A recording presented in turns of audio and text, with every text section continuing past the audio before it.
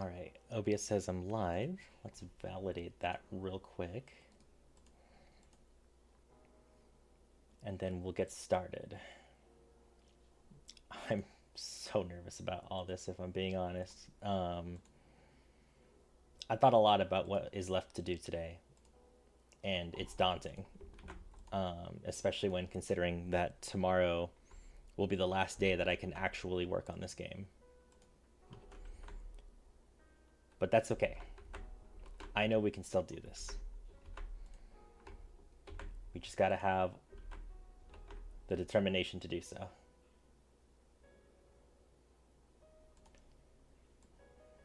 For some reason, Twitter's not letting me paste the link to the YouTube stream. Maybe if I... There we go.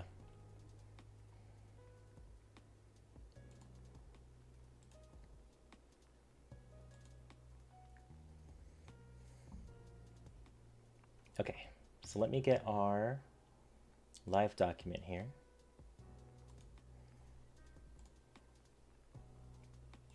It should be stored over here.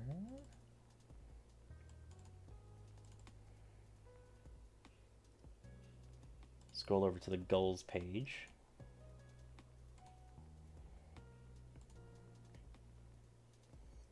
Today's goals: get the player created, do the animations, get the weapons imported, and start modeling the environment assets. So let's start doing that. As soon as I organize my windows here. There we go.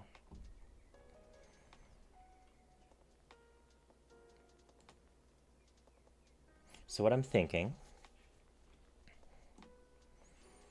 is we're going to take our skeleton here. We're going to fix its weight painting. And then we're just going to give him some clothes to be the player, just to simplify our work as much as possible. So let's get to work.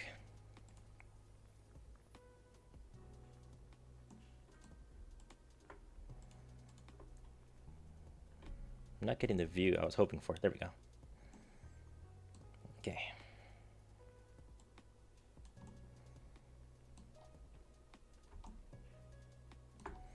That looks fine. This is where we need to do some work.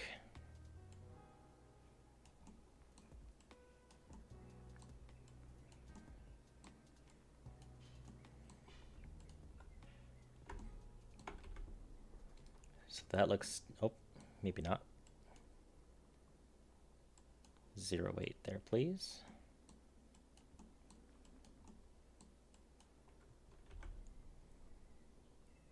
All right, that should be good.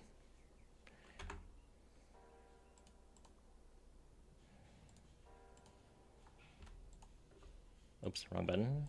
There we go.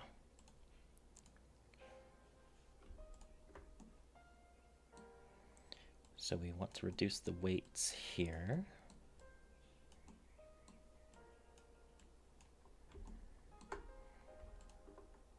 Increase the weights here.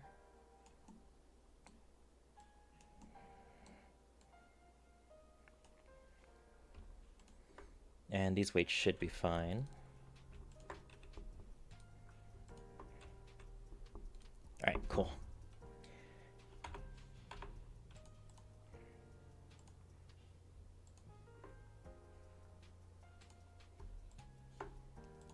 Weight paint.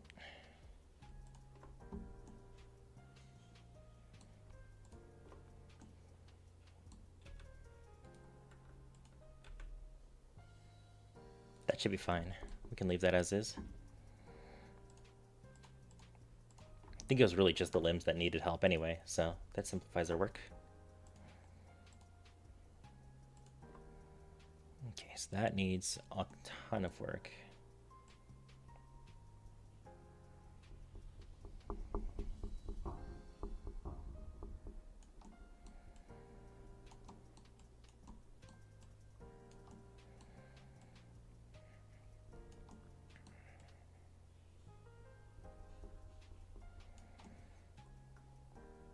There we go.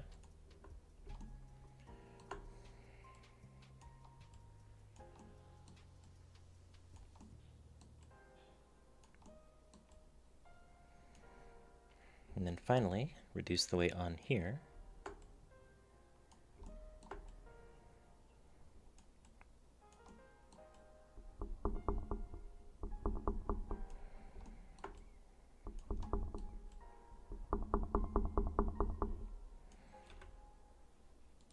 That's good. That's good. And that's good. Okay. Let me drink some water.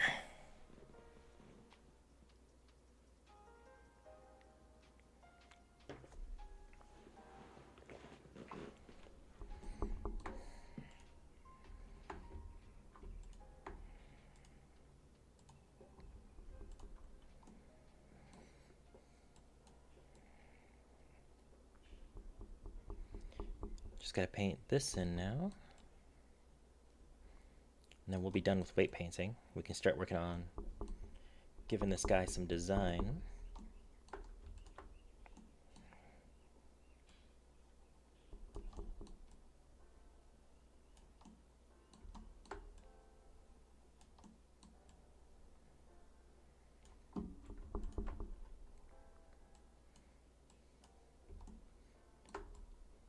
Let's get these corners taken off first.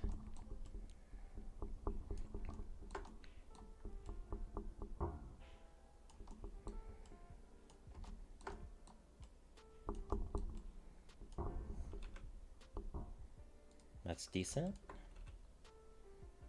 That's decent. Okay, save our progress real quick. All right, now that we fixed the skeleton up a little bit, let's do ourselves a favor here. First of all, no, we can leave the bones actually. That's fine. You know what? No, we should hide the bones first because we're gonna be doing some painting before we do anything else. Viewport display. Is it the wrong window? Oh, there he goes. In front. So let's do save as, and we'll make a new folder for the player character.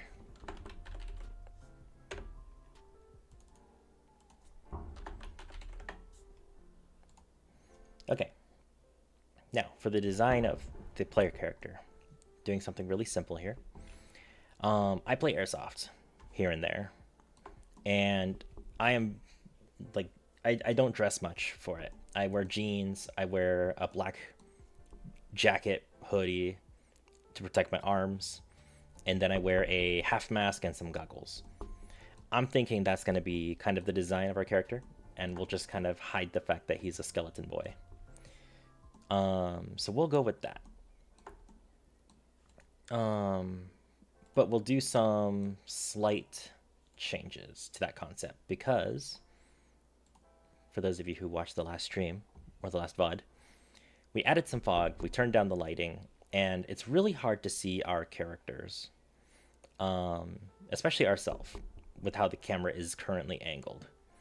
So we're gonna have to give ourselves some kind of bright design to help people see that it's their character.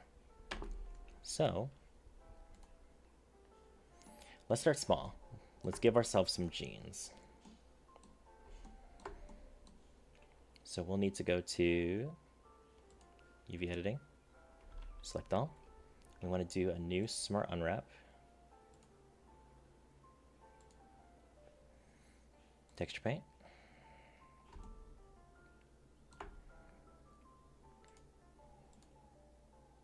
New base color. I want something kind of brightish for jeans, so we'll go with this. We'll call this pants.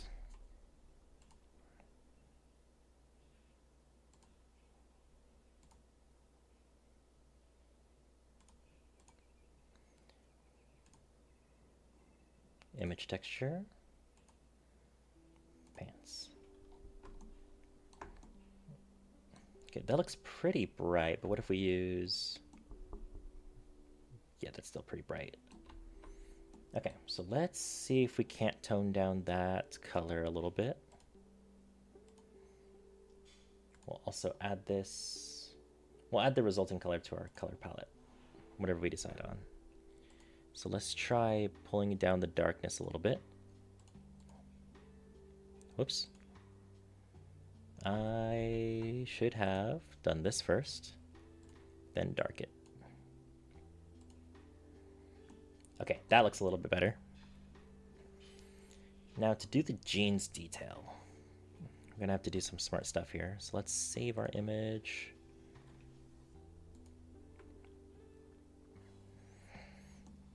Let's start with the shoes, just because that'll be pretty simple. I'm gonna give the player some white shoes with some black shoelaces, just to simplify our work. Let's add the color palette first. Here we go.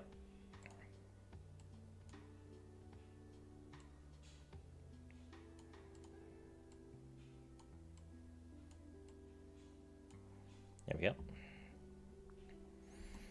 So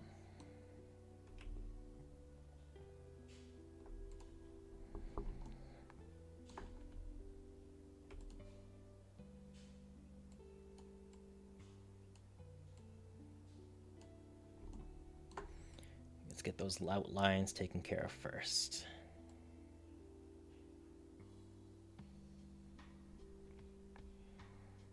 Do a slight infill like that. Let's see, we didn't color anything we don't want to, right? Okay, cool. All feet here.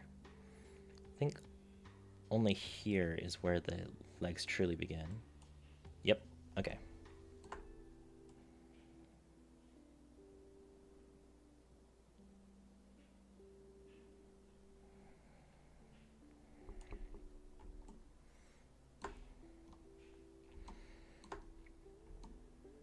Let's do some small UV editing real quick.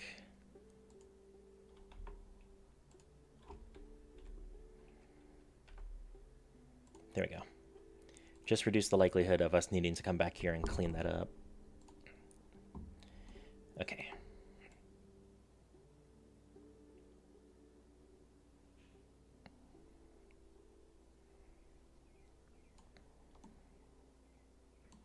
Shoes are almost painted. Is this the last part?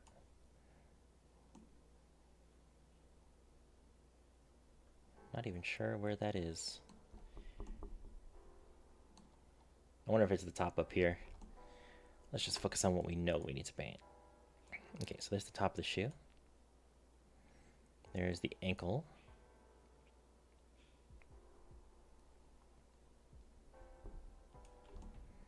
Let's do some more UV editing real quick. Anything else at risk of overflowing? Yes, okay. So let's just slide this up here.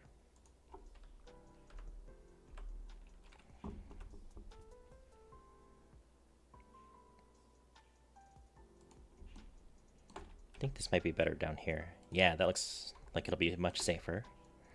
These should be fine. Everything else should be fine. Okay. Where is this detail? Aha. Okay.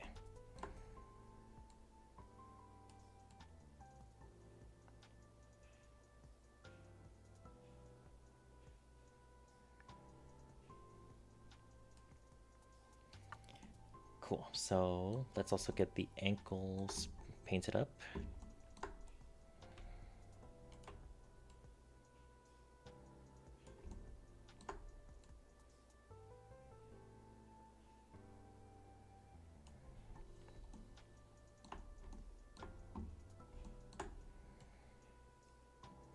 There we go.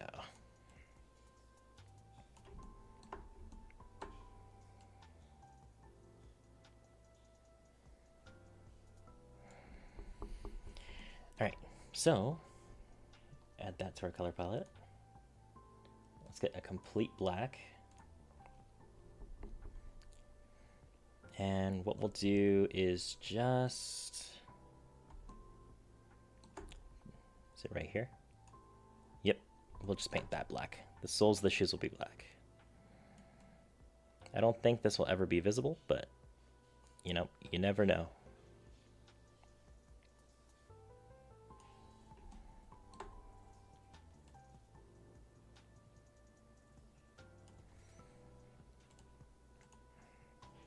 Whoops.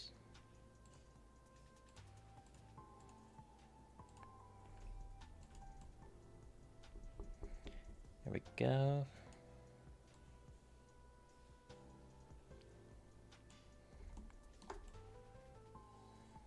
God, the music I have in the background is so loud for me. I don't know how loud it is on stream.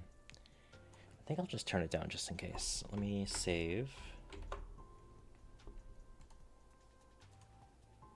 Can this get any quieter? Oh, yeah, no, that's cool. Okay, that's one part of the shoe done. Let's add just some detail on the face of the shoe. Okay, so that's what that is.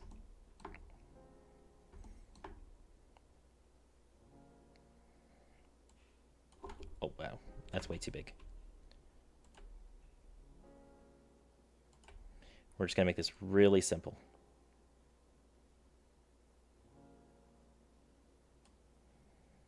And then just do opposite.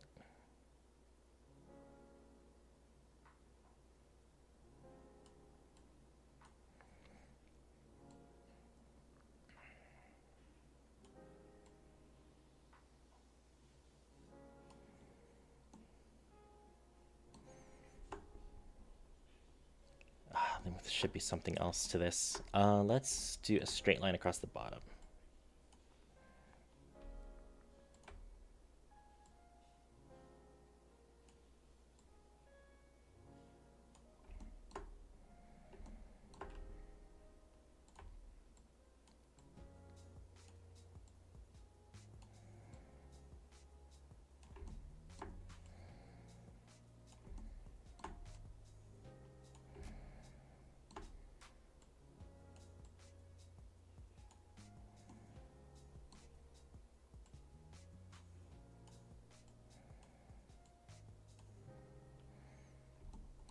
Okay, then cool.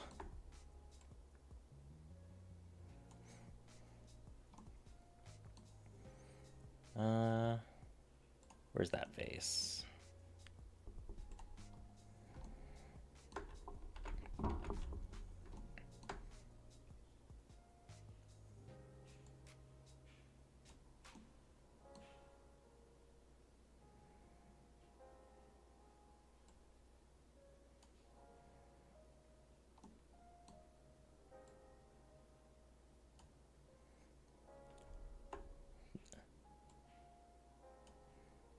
That'll do.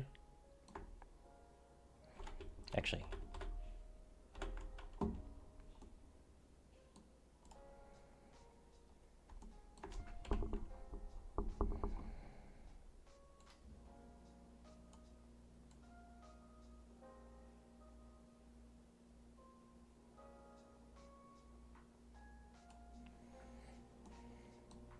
there we go. Okay. Next we need to do some jeans detail. So let's grab, let's use white stitching. What we'll do is just kind of shrink this down.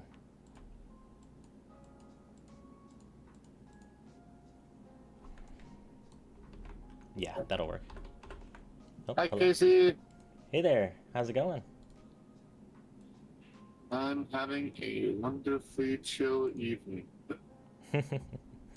That's good to hear.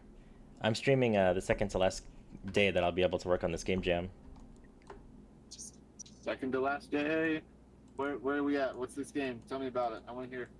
Okay, so it's a Halloween themed kind of like cover shooter in the same kind of gameplay sense as Time Crisis, but instead of it being like a rail shooter with like a map to flow through and enemies that spawn at prefix points, it's just going to be static location and enemies kind kind of appear on screen, march in a patrol pattern, and shoot at you while they are on screen. Very simple, very Okay. simple. You said like Time Crisis? Yeah, where like your player doesn't actually move, but they have the ability Oh, to poke from cover and okay, yeah, shoot. yeah, yeah. I was thinking of a different game that has to do with time. I know what you're talking about now. Yeah, yeah, yeah. Like time splitters. I If, thought you were talking about Time Splitters. if only. Where's my oh, 1 second.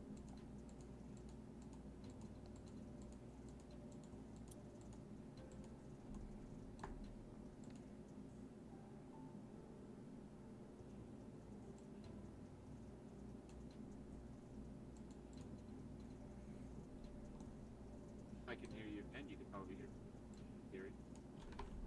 I can hear you. Wait, you're not on. That's not the right output. Go to user settings. Where's the video? Output device. This one. Now speak. Hello. Excellent. So it's like Time Crisis, but a cover shooter. Yeah, I can. If you got the stream up, I can show you real quick. Give me a moment, and then I will absolutely. Sure. Oh wait, no, this is your Twitch stream. Yeah, yeah, I can go. It's also on YouTube if that's easier for you. YouTube is. I probably actually now that I think about it, I think I've been on your YouTube stream. Probably.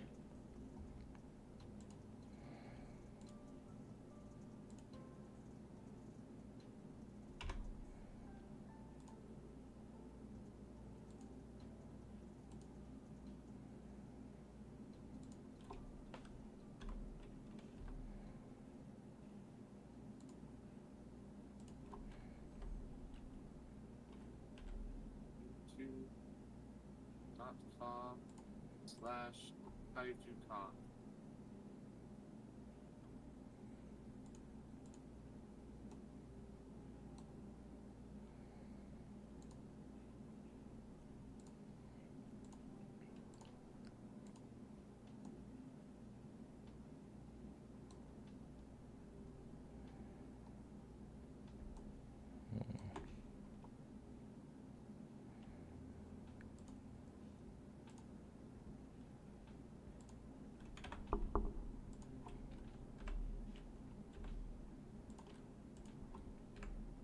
Let's drag this down here.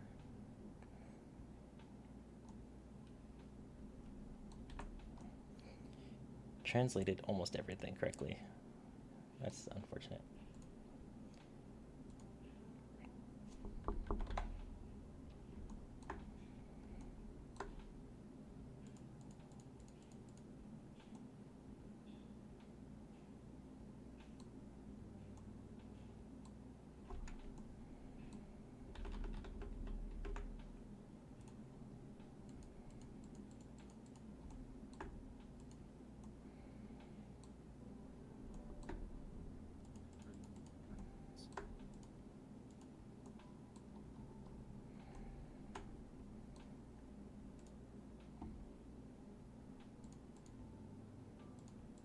There we go.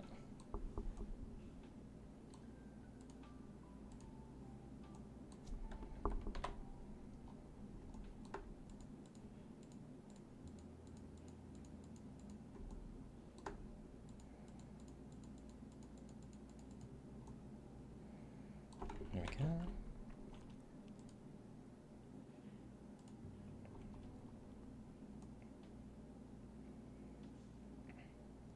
That'll do it.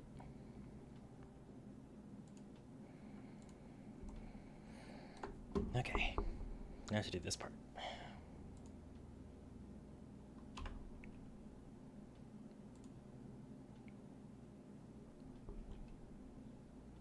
Actually, might be okay. That's live right now. This one is the one that's live right now. I'm here. You're here? Made it? There we go.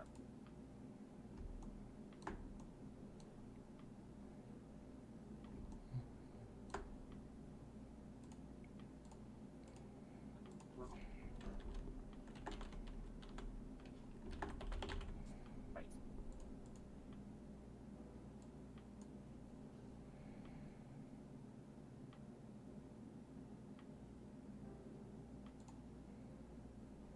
Okay, and then I just need to do this.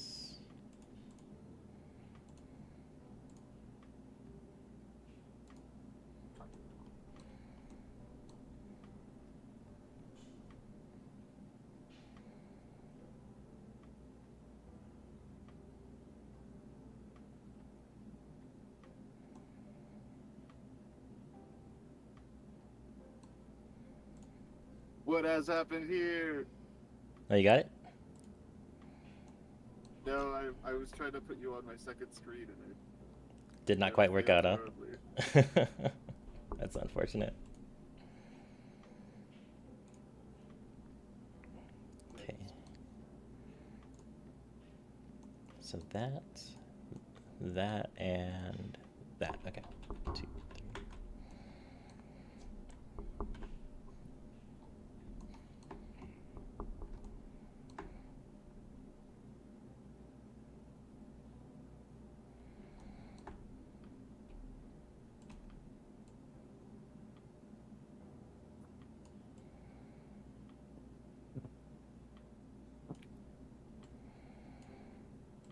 Oh my goodness, what have I done? All kinds of technical headaches, huh? Yeah, I've turned the display sideways on the Steam Deck, and so it's vertical, which is kind of crazy. There we go. Let's figure something out.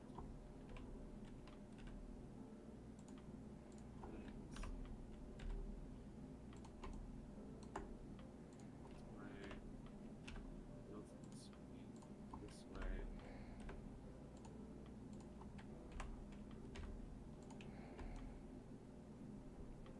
That should be good.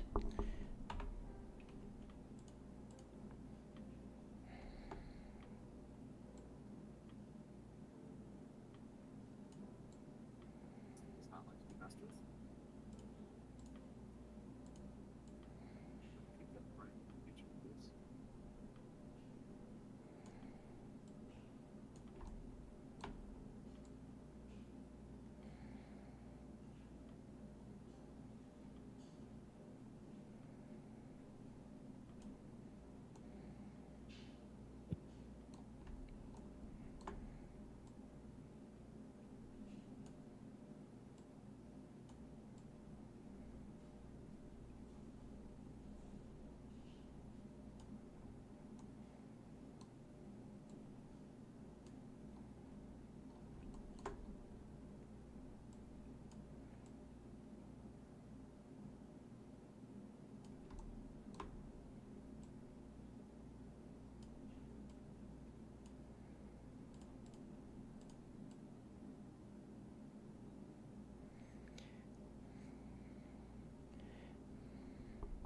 God, I hope this model exports correctly. Okay, let's add the small details. What needs to happen is I need to restart.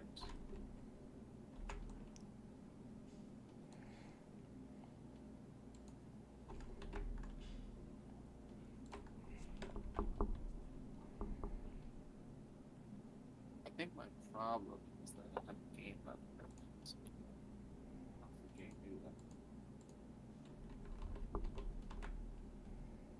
Denim acquired. Yeah, I know, right? Hey, when. Do I want to be complicated? No, I don't. Yes, I do. Ah! Let's be artistic. How about that?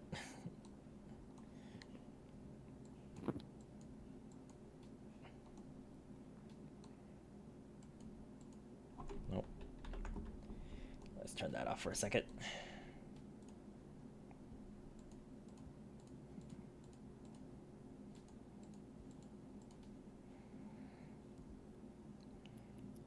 Then we'll just do a straight white line across like this.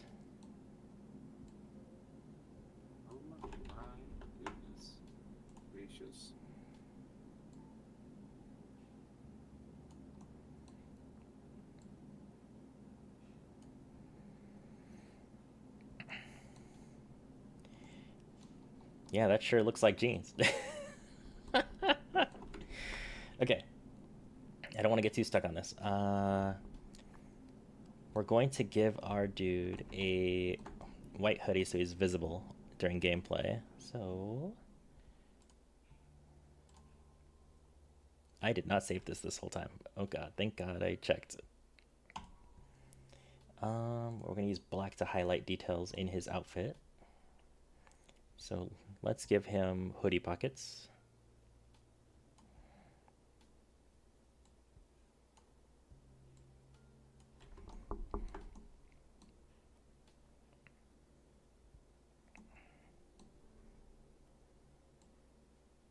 Let's give him a little V here. It was because I had a video game running. Oh, it doesn't let you do video game and streams at the same time? The deck doesn't like it. That's for sure. That's unfortunate. There we go. I can participate in my friend's stream. Alright, let me just finish painting this little hood real quick and I'll show you what we got for the gameplay so far. Yeah, that's serviceable. Okay. If we go back to Unreal, you'll have a view like this pretty much at all times. Enemies will come in from the left, and they'll choose one of 3 patrol paths in front of you as rows.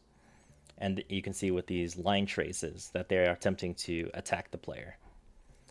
The player will use a variety of weapons with different characteristics, recoils, and reloads to dispatch of these enemies for essentially score at this point.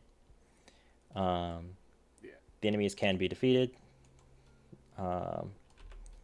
It's just a matter of hitting them while they're on the move. And then if we can get to it today, big if, I'd like to change this scene to a graveyard.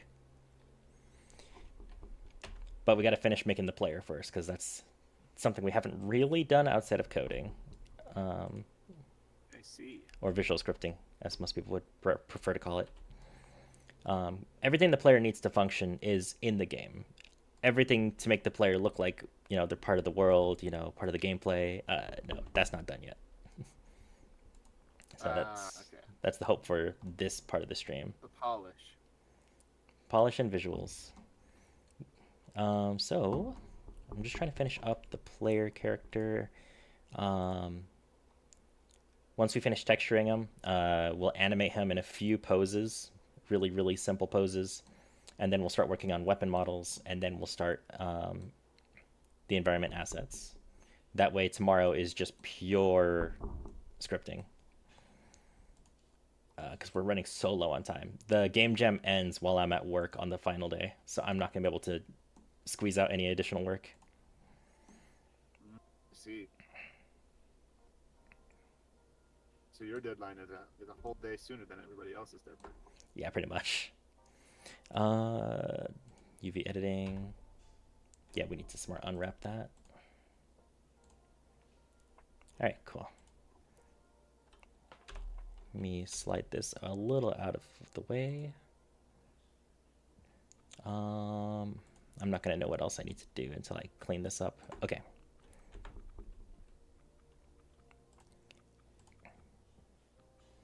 I need this material gone. It is so distracting. Oh, edit mode. 1, 2. Oh dear.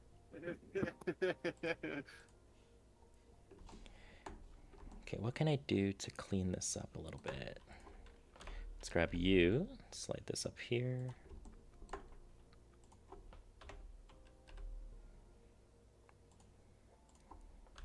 Slide you over like this. We'll slide you over here. Maybe rotate you a little bit. Yeah. There we go. Okay, I don't think...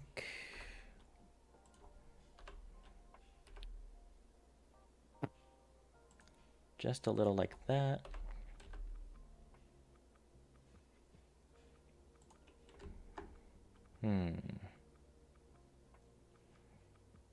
That's all we really need to do. Image editor. Let's make a new texture. We'll call it sleeves.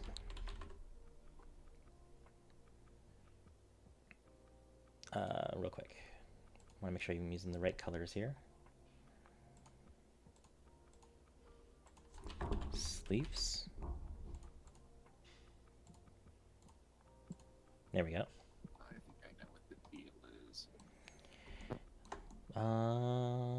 How do I want to do this? Let's start with the detail of his sleeves first. We'll have the sleeves cut off right here. Make sure I got that mirror modifier on.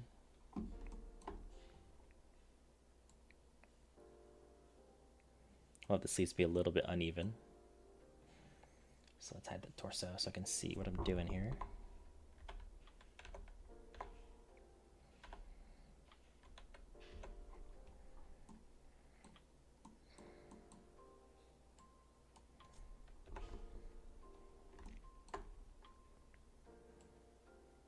I see what you mean, though, by the cover shooter plus rail shooter kind of thing. Mm-hmm. I knew I missed the mark. Okay. So that'll be a sleeve. Don't think we need to add much detail. Well, maybe if the front of the sleeve was also intact.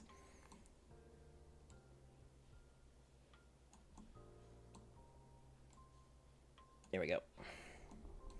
And then for the hand, I don't know if I would call it skin color, but we can attempt something akin to that. Okay, so we're gonna need it on this surface, this surface, this surface, this surface. Is he a robot? Oh no, he's meant to be a person. Are they a robot? No, just a person. I just didn't have time to model anything more detailed. The 3D modeling process for this game's development has not been going very smoothly. I see. Then again, I spend more time learning game development through programming in Unreal than 3D modeling in Blender, so that's on me. Luckily, Awen in the chat has been more important to you. Yeah. Luckily, Awen in the chat is I'm gonna call him a Blender wizard, because every time I run into an issue, he usually has a solution for Blender. I see.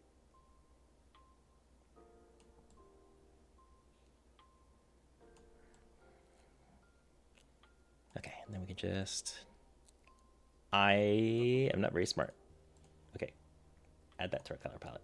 Now we can fill.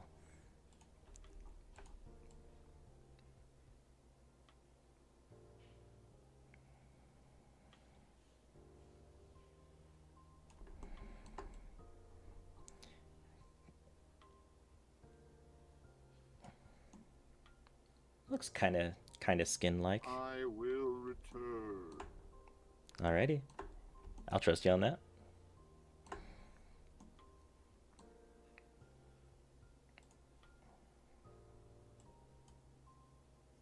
Randomly bestowing cursed modeling info. Yeah. Okay, so it's not X.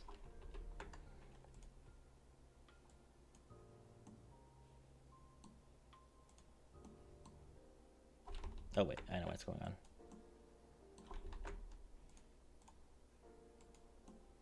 Yep.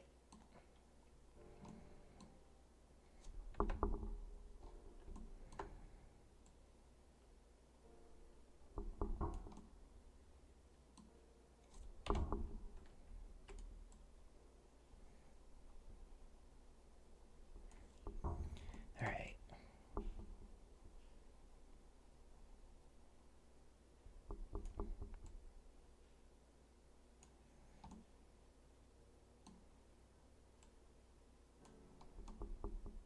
That's fine.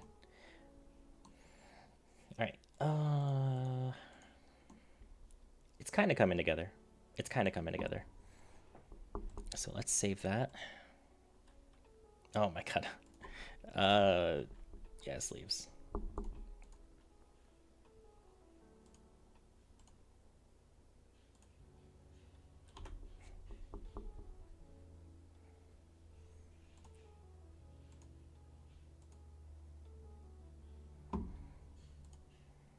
All right, let's see what happens if we just apply the same material real quick.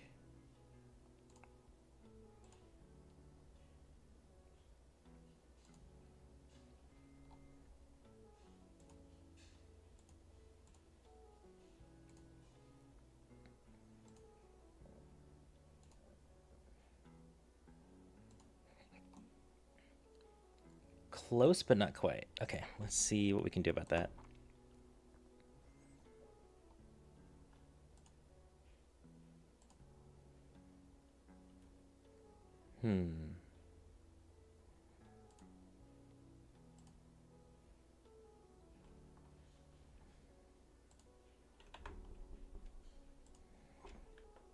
Let's start small. I moved these in weird places, so of course it's not going to be the same.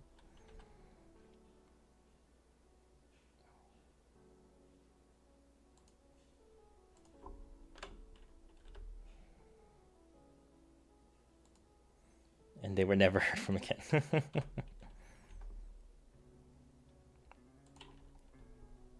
Okay, so that's actually down there.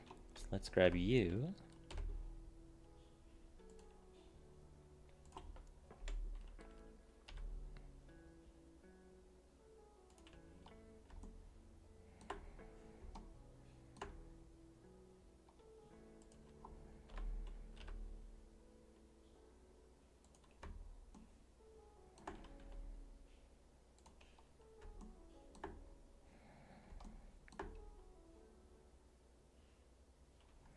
I think the rest of it, I think it might be just easier to just redo real quick. Yeah, let's do that. So let's start small.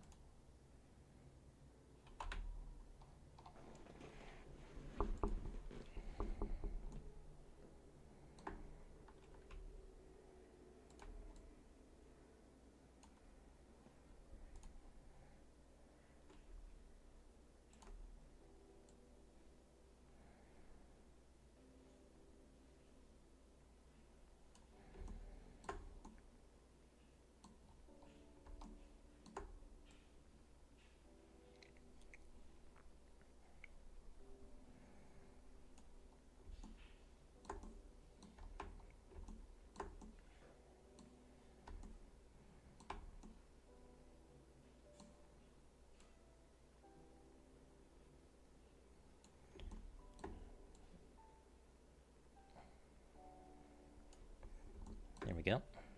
Then just get these corners here.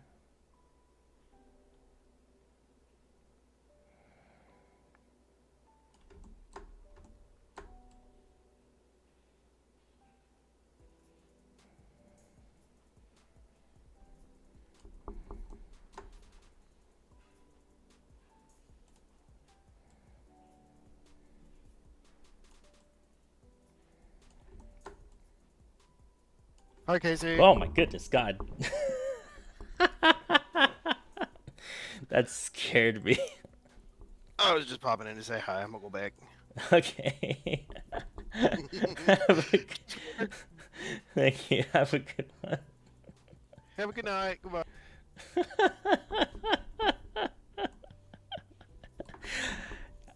Maybe because he was so loud, but oh my God, that I oh, the peaceful music I got in the background did not prep me for that. That wasn't the same guy. That was a totally different dude. So yeah, I got a couple friends who have access to this channel. I don't control the who can and come and go in this channel, but it is really funny, you know, seeing who chooses to use their access privileges.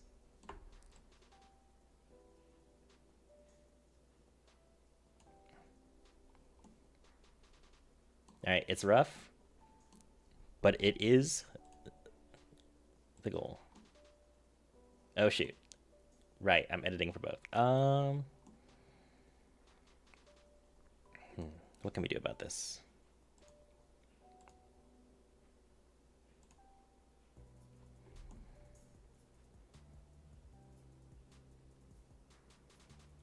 We should have just made a separate image texture, I think. Let's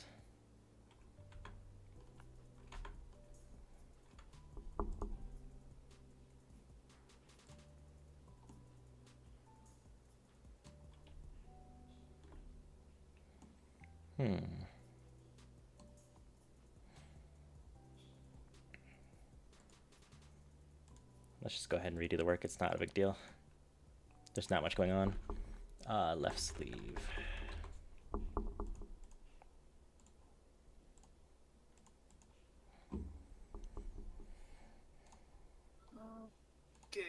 Okay. Welcome back. Welcome back. You.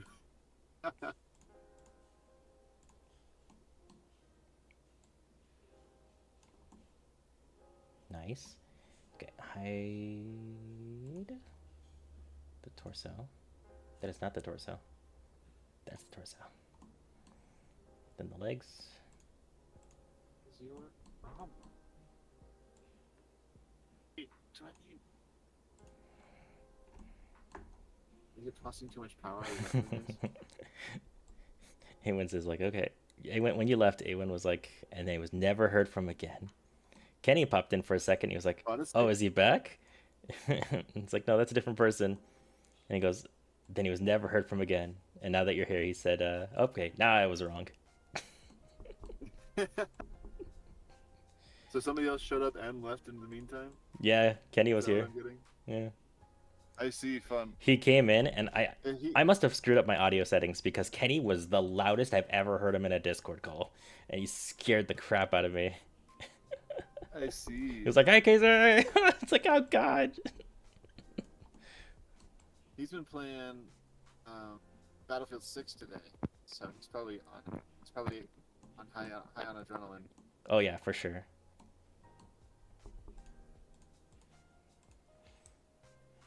Save this image. Work with me. All right, last thing we need to do is, well, first I forgot to do the neck, so let me do that real quick.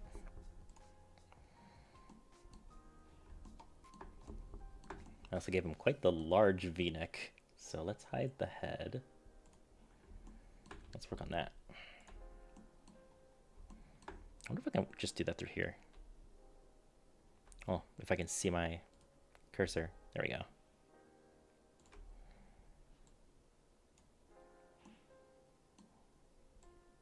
think the problem I was having is that it was taking up too much power, and so the deck was just turning off because it didn't like it. Probably. Maybe I fixed that problem now. I know that they said they might be working on a new Steam Deck upgrade soon. I hope that's true. Yeah, they said that something like last year or whatever. Mm-hmm. I'm not too worried about it. There is also the ROG. The ROG is supposedly ROG? pretty. Yeah, the ROG Ally. It's actually, it seems to be Right. good enough that Microsoft was interested in sponsoring one of their deployments with an Xbox branded version. It literally, it does nothing different. It's just Xbox branded, as far as I'm aware. Yeah, but I don't like Microsoft as much as I like Steam. I mean, you can still use Steam on the ROG Xbox version or not. So Yeah, but if I buy from them, then I'm giving money to people you don't like. somebody who supports Microsoft.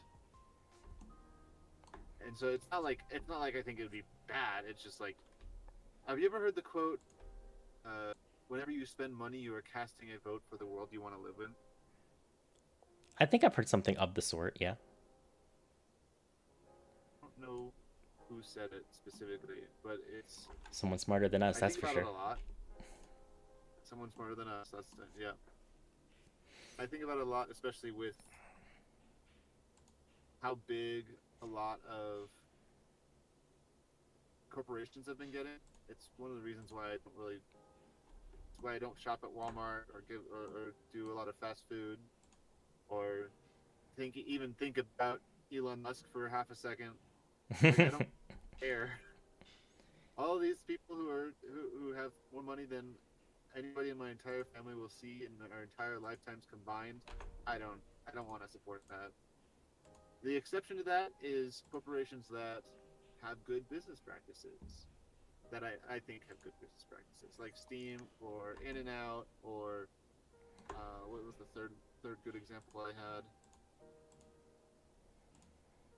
I don't remember off the top of my head, but like there are good options that aren't backed by Microsoft. According to Awen, it seems like the Xbox Series versions hardware just have like a stripped down version of Windows. So yeah, you definitely probably wouldn't want that.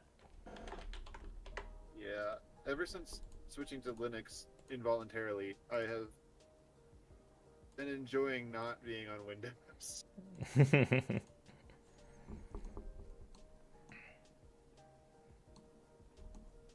All right, let's start with face details.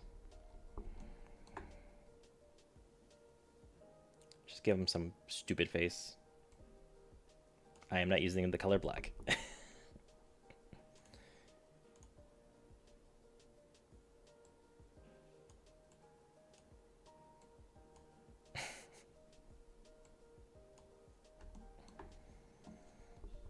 Then let's get the symmetry.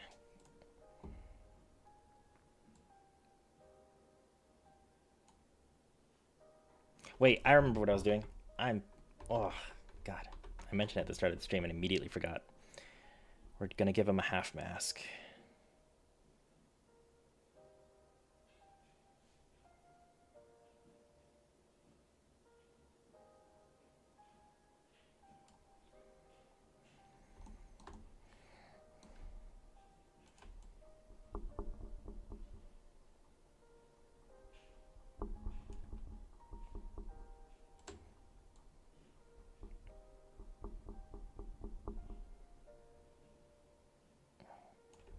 There we go.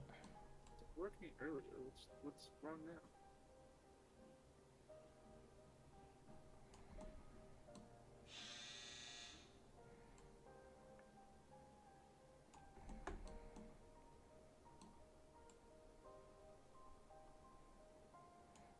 Okay. Then we just need to do the wraparound. So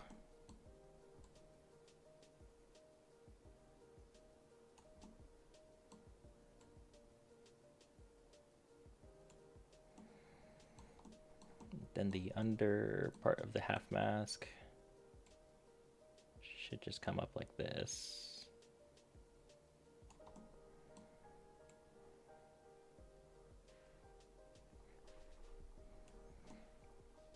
Cool, and then we'll just give him some fake goggles. How do I want to do this? We'll give him some white goggles.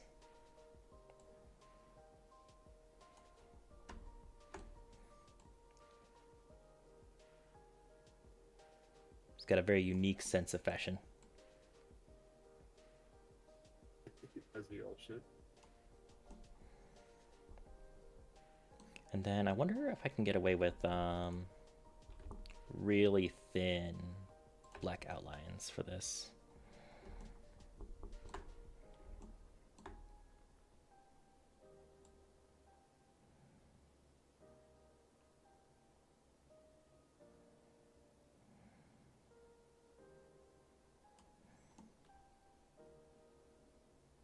Kind of works.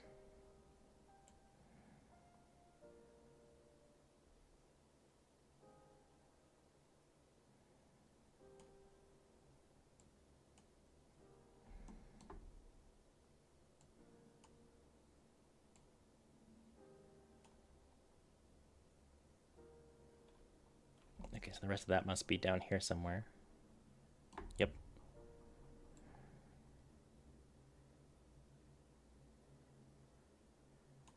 That was terrible. Let's do this a little bit at a time.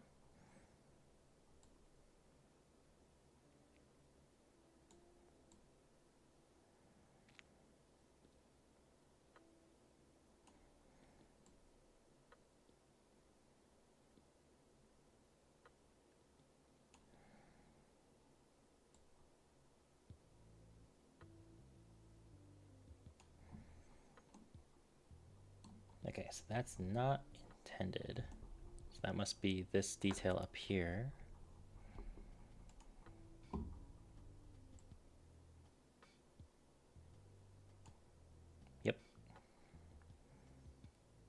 So wherever that's connecting is not good.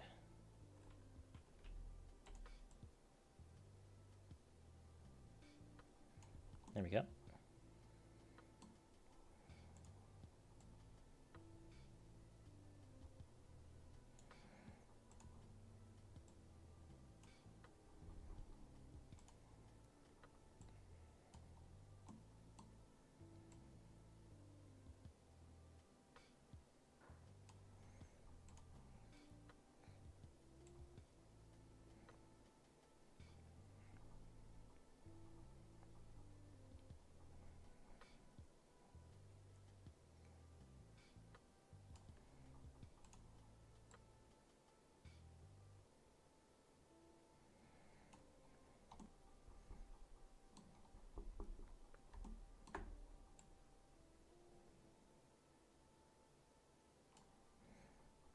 Okay, and then just clean this up.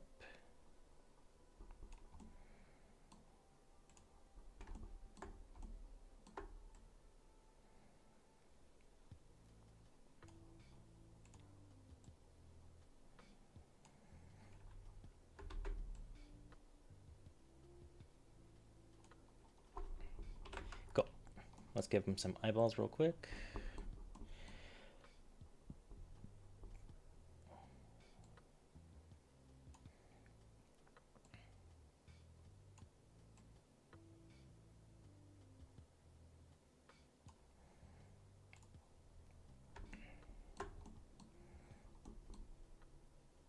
Probably should have done the whites first, but that's okay.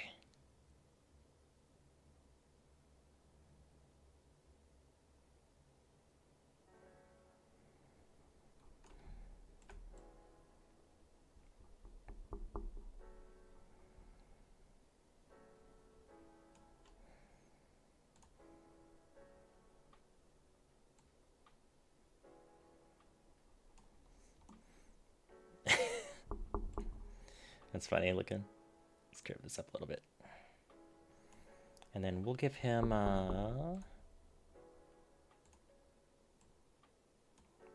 some bluish eyes.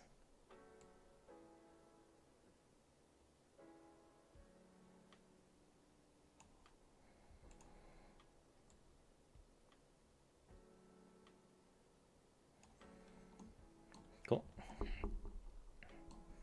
Now let's give his goggles some bands.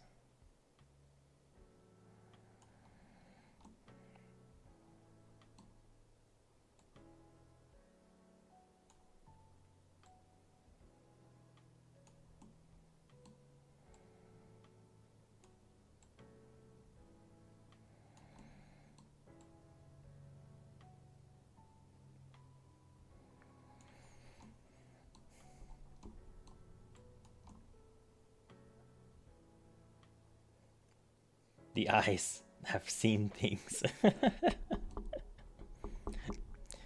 right, I think that's gonna be what we're gonna keep. I don't want to work on hair. I don't want to think about how to draw a convincing helmet or even model one. Here's our player. He's good to go. So first, I want to make sure we export the player as is to Unreal to make sure we don't have any issues. So let's do that. So copy, selected objects only, there's no animations, do not add leaf bones, export.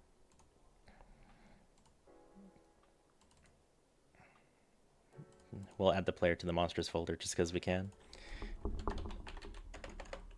Player.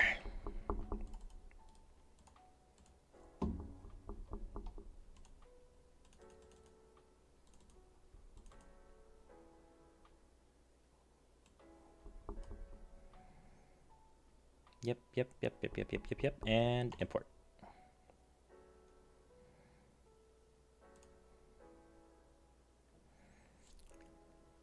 Looks like everything imported properly.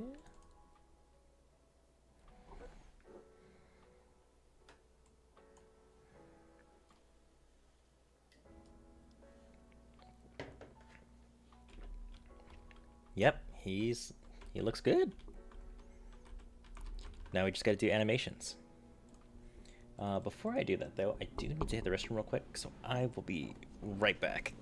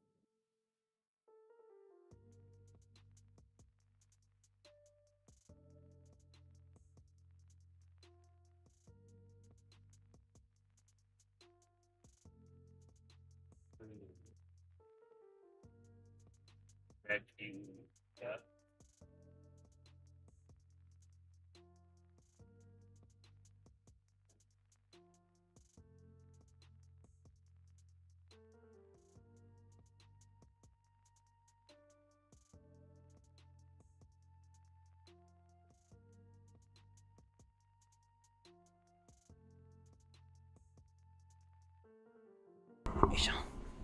Alright. He has a teeny tattoo on the top of his head that says "to do hair." That could have been funny. Okay. We need to start animating this character.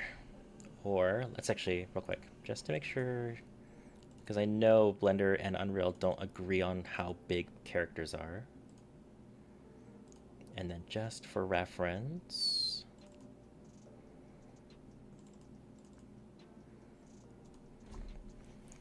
these characters should be similar in size. So, ideally, 0.16.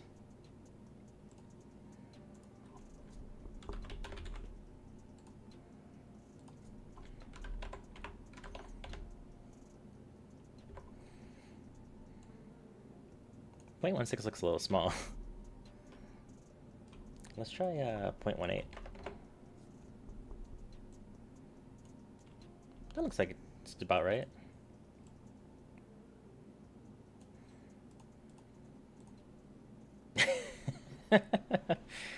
Okay, let's get posing. Let's see. Trying to become a poser. Yeah. I wrote down the poses that I need earlier. And by earlier, I mean last night. Cover, aiming, reload, and shooting. Okay. Let me look at a reference image for taking cover.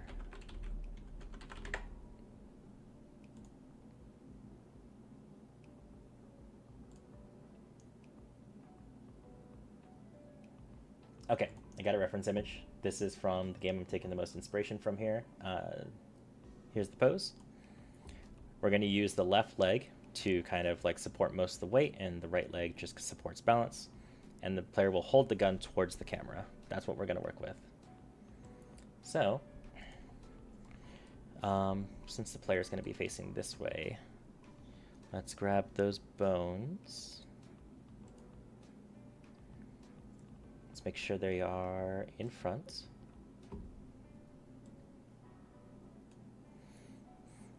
And let's jump to that animation tab.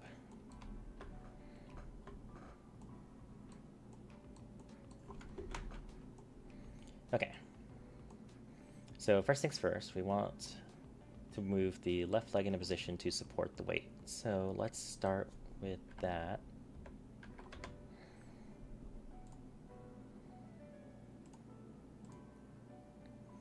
Start by rotating this about, let's put that to 60 degrees. This one,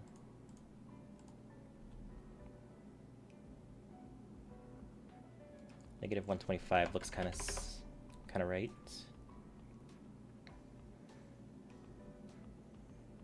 Cool. And then next we're gonna move this leg. Oh, you know what? I don't want to do it from the thigh. I want to do it from the hip. So let's go. What did I say? 60 degrees? Yep. We'll angle this down just a hair or two. Maybe that's fine actually, as is. -125. And let's also inward a little bit.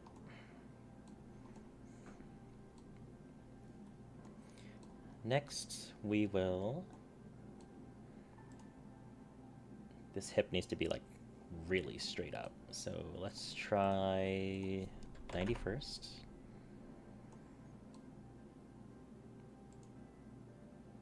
A little higher.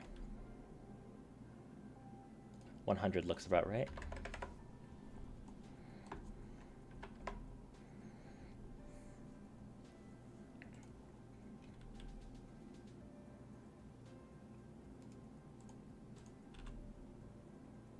Okay, 100's a little too high, so we'll bring it down.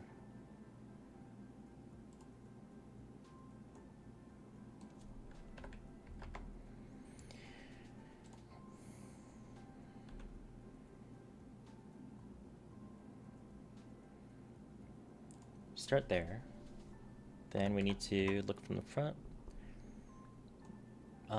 This hip bone needs to be kind of out a little more.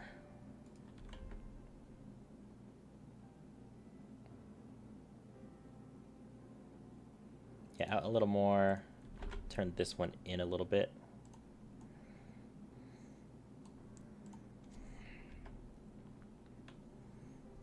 Maybe we can bring this up a little bit more. There we go.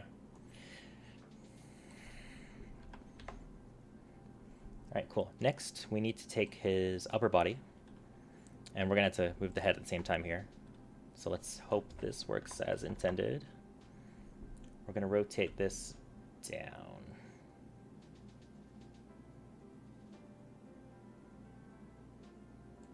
Then rotate towards the camera a little bit. Let's see if we can't move that head forward a bit.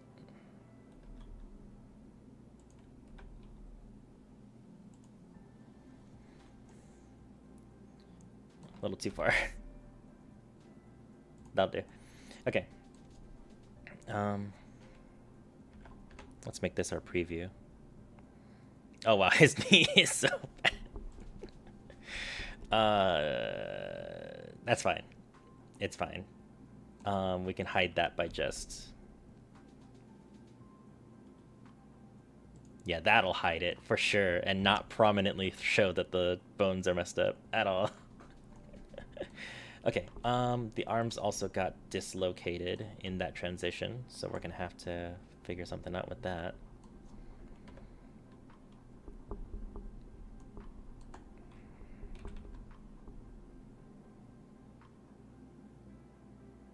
Here, I can make this easier on ourselves.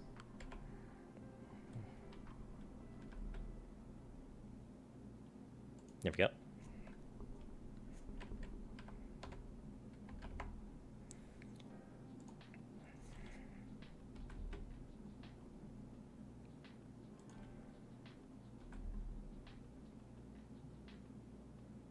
Right there should be fine.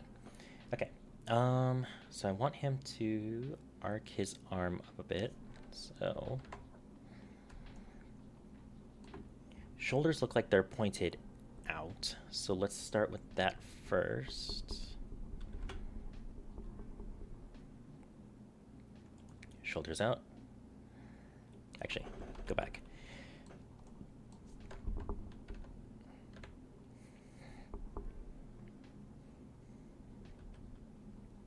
Let's go up like this first. Then we'll rotate it out.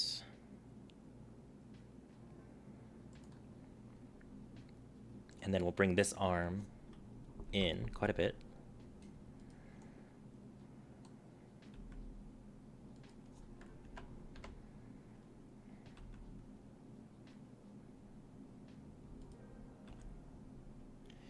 How do I want to do this? How do I want to do this? RY? RX. Then RY.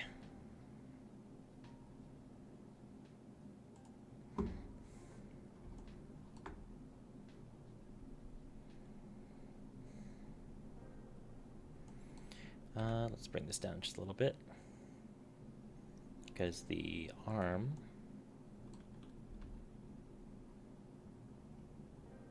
Should be a little bit in front of the knee. Just like that. Okay.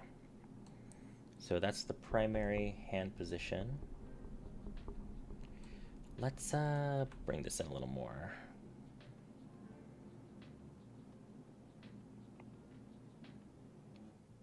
Maybe about there. Okay, we can start working on this arm next.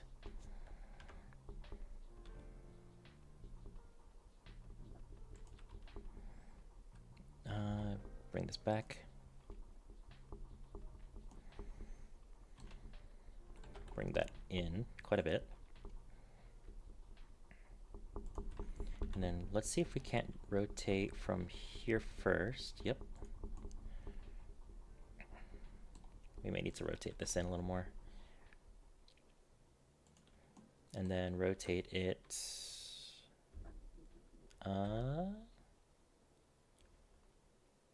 Yeah, actually, just like that.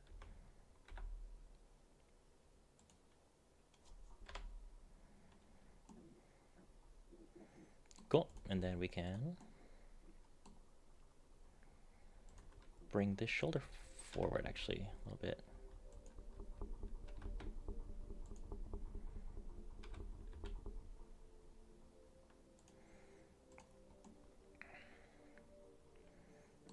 Okay, we need to bring in this arm like this, and then up on the x-axis. Out a little bit more. All right, let's keyframe this pose. Save this project, and then we'll adjust this once we model some of the guns. So let's do that real quick. So let's make a new Blender project. And then there is a way to Shift A. Image, yes. Okay, so let me grab some reference images of the weapons that we need for this game. We'll start with the rifle I wanted to use. Just because if we can only do 1 or 2 guns at the end of the day, I at least have systems to support that. So we need the Type 89 assault rifle.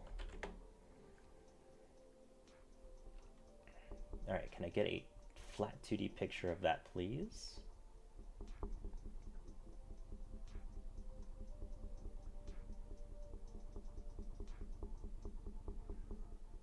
So many photos, and none of them are the one that I'm looking for. Here we go.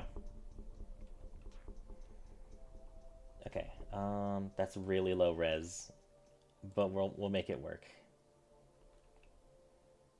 And it's not gonna let me download it as an image, is it? There we go, JPEG. Let me save that under this folder here.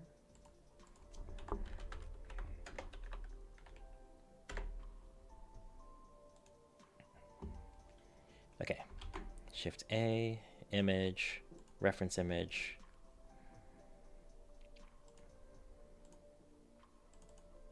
There we go. Okay, reset the rotations a bit. Okay, that one actually went up, right? 0 and 0. So if I press 1, yep, all right, cool. So let's start with a plane. Rotate that 90 degrees. There we go. Wireframe view. Let's start by modeling. Let's go from barrel to stock.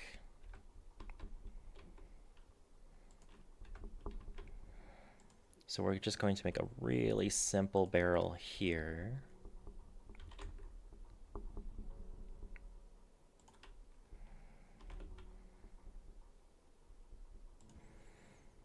Cool.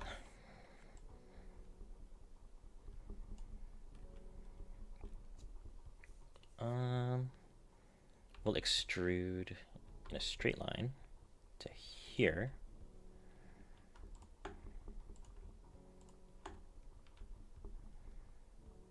Just do that. Do a subdivide. Slide that vertice all the way over here.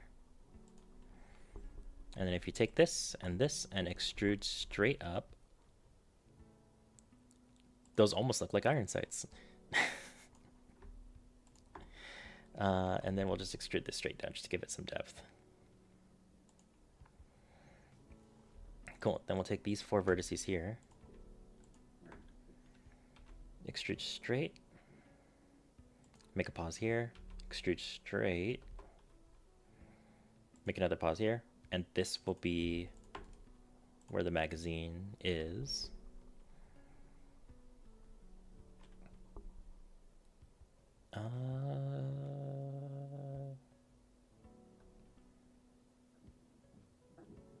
There's a better way to do this. Hold on.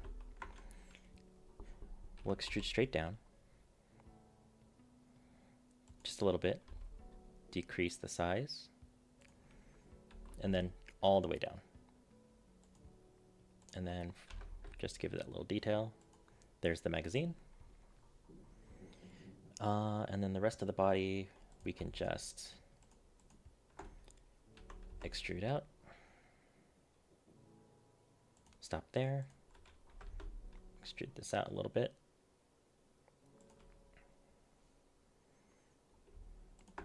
We'll do a subdivide here. Drag this over here. Do one more subdivide. Right? Hold on. We'll hold off on that for just a second. Extrude this out one more time. So here to here is going to be the handguard. We'll just make it kind of blocky.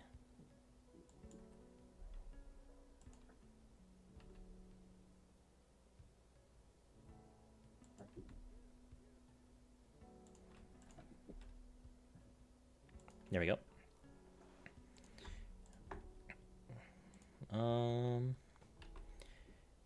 Down this way, down this way, down this way, connect. If we had the image real quick. Look at that. That looks like a trigger guard. And then we'll just subdivide here. Slide this vertice over a little bit. Grab this vertice as well. Extrude out. That looks like a trigger to me. Okay, grab these vertices, extrude out a little bit. Bring these top 2 vertices down to give it a slope. Bring this vertex up a little bit. And then from here, straight line out. And then one more straight line out where we'll expand on these vertices like this.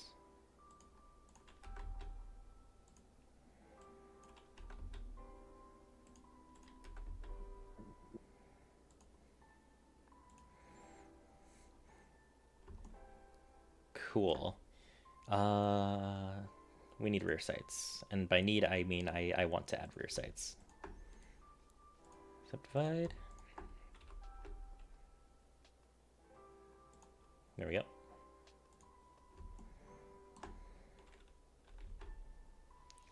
Let's line up the rear sight to the grid, and we'll line up these to the grid as well. Just so they look kind of even. Select all. Generate, solidify.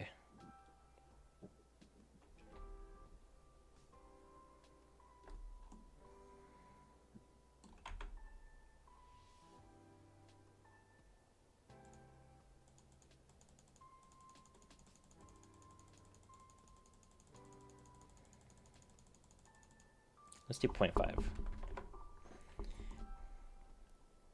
Yeah, that looks kind of decent. Except for whatever's going on there. If I get rid of these vertices, will it cause an issue? No. That's interesting. Alright, we're just going to leave that alone. We don't need trigger guards. Cool. Trigger guards aren't that important. Right. Alright, let's unwrap the UV. Oh, actually, I need to apply the modifier.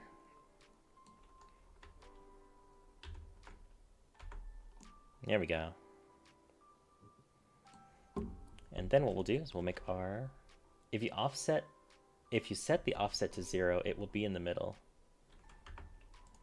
Offset 0. Hold on, are you talking about the modifier? Oh, I see. There we go. All right, let's pull our reference up a little bit. So that way when we do texture painting, we got something we can kind of look at for color. UV, edit mode, select all, smart UV unwrap. That is a really nice looking unwrap, actually. All right, let's get painting here. So material, new material, texture slot. We'll call it type 89. And we'll start with like a metal-ish gray, something like that. And then we'll also up the roughness and we'll mess with the metal a little bit. All right, so we got a decent start to the material. Let's add this color to our color palette. And then we'll start with some black. I'd like to make the handguard black up until the rear sight. So we'll start with that.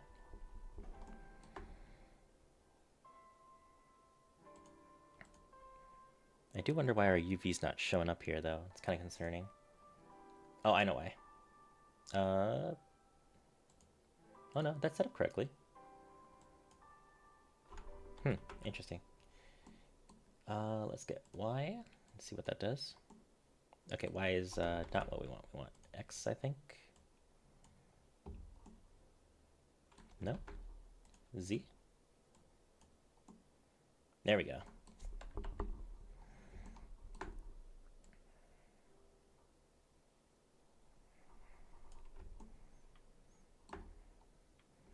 And then we'll do it up to about here.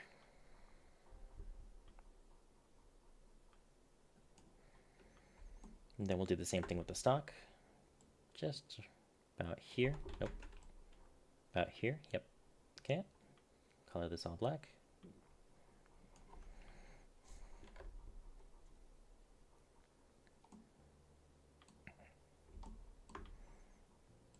Do right about here.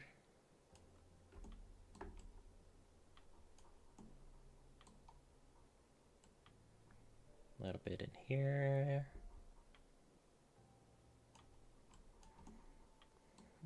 Then down the back here.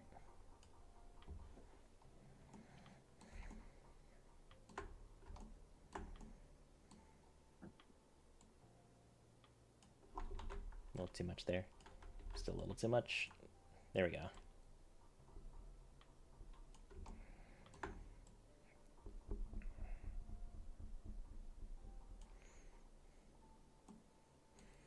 And then just for a little bit of personality, we'll give the grip a black color as well. So basically up to here.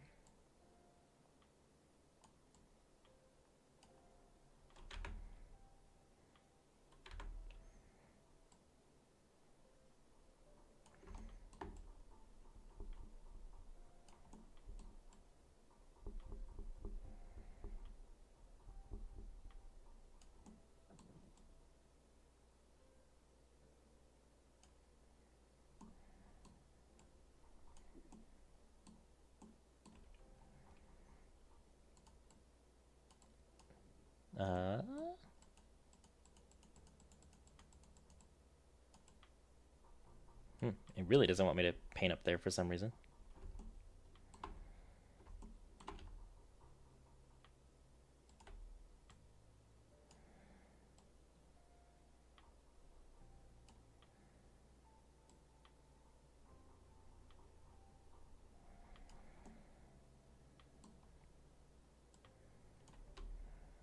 There we go.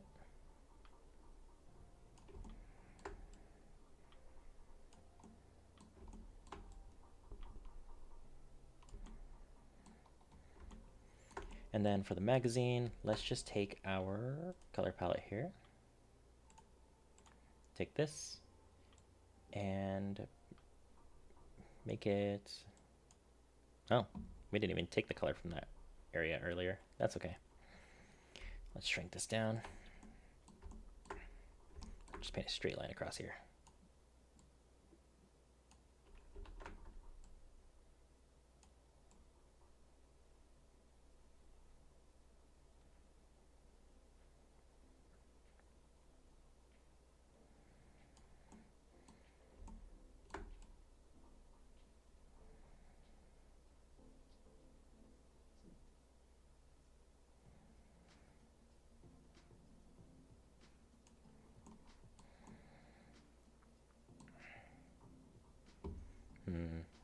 Uh,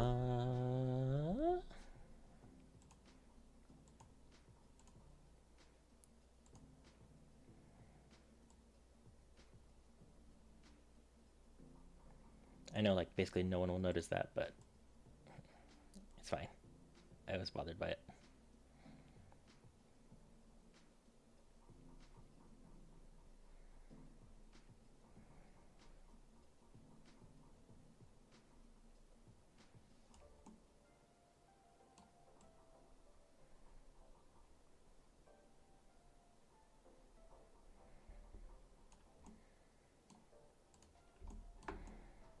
See if we can't clean this up as well, since we're here.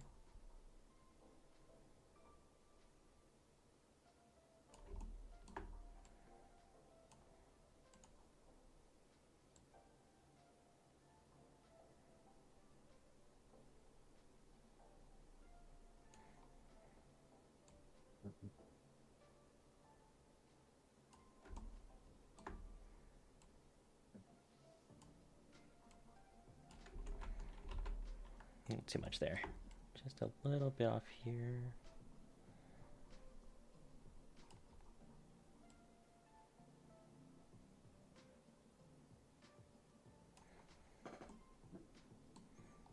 There we go. Maybe a little off here.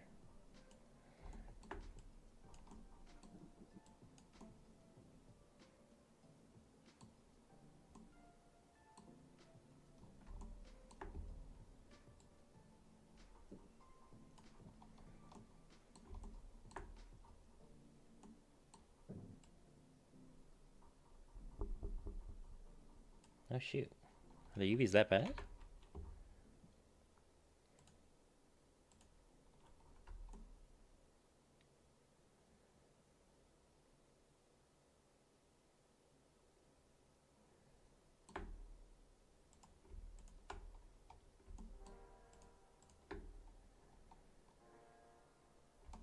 No, I see. They might be overlapping a little bit. Let's not lose too much sleep over it, and let's just choose to use black.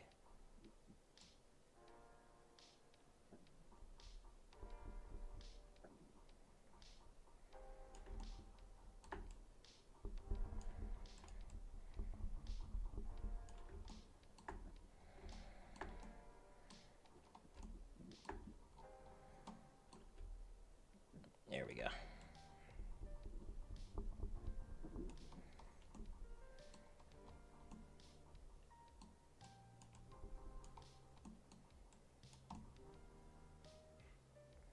Yeah, that's fine. We're not aiming to be perfect, we're just aiming to learn. Let's call it good. So let's hide this. This will be our static mesh. Type 89.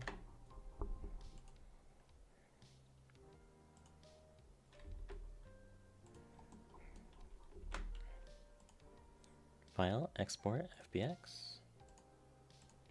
Copy, selected objects. No animation, no leaf bones. Let's see if this imports to Unreal. Let's make a new folder for this. Weapons.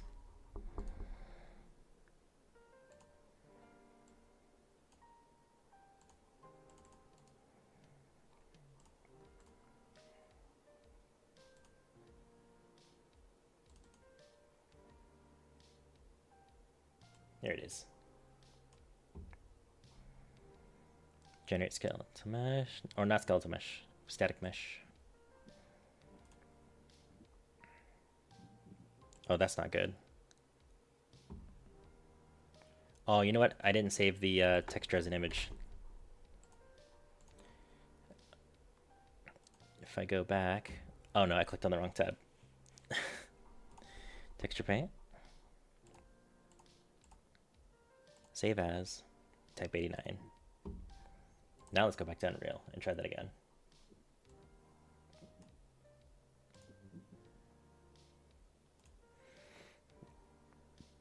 What if I import the image?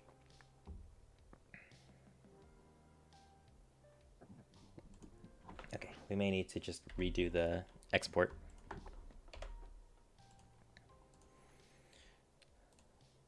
So first off, make sure the texture is saved one more time.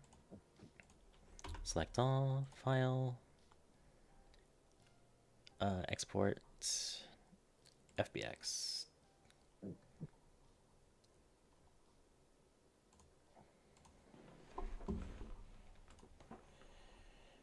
Type 89.fbx. There we go. And there it is. Now let's see how big this looks in the blueprints that we got existing.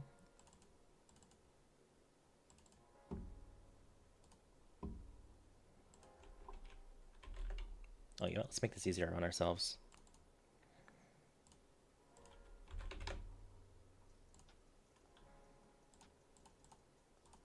There we go.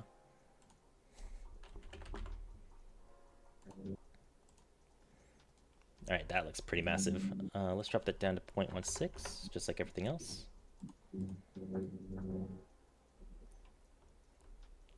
Hey, Brad, it sounds like your mic might be buzzing here and there. You all good over there? Fine. Your mic is buzzing a little bit. You good? I don't know why it's buzzing. That's weird. Let me try this. Let me try something. Okay. All right, let's reopen our character file.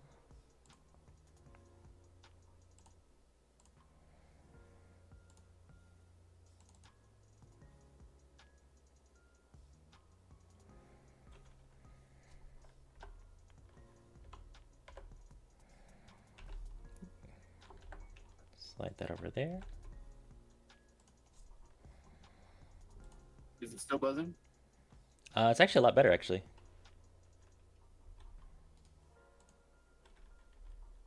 Wait. I can't even hear you. Oh, now you're bugging out again. Right now? Speak again.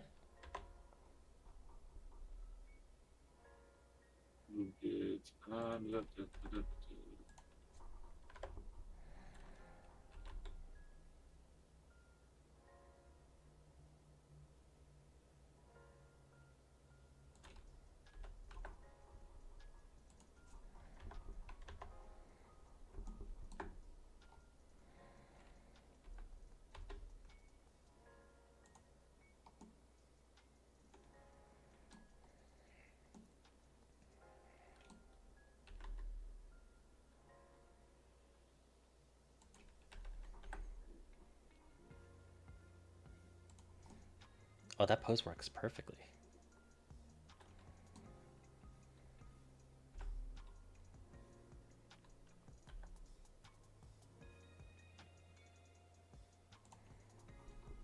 You know what? Just to test something real quick.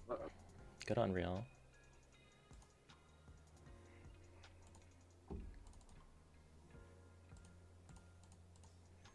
Monsters, player, go to the player skeleton.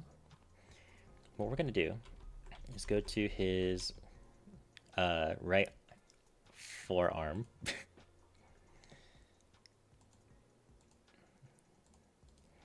We're going to add a socket. We're going to call this grip point.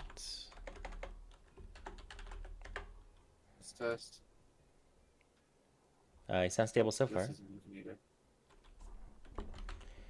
Get the type 89. Okay, that's kind of a problem. But it does mean that we can set this back to 1. And we can do the scaling in here, because it'll remember this for us. Wow, we need to scale this down even further. Okay,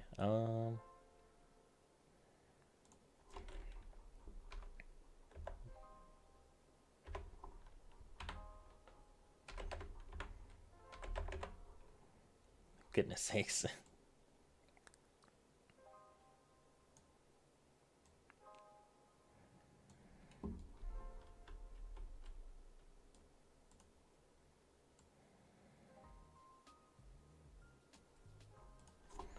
0.005?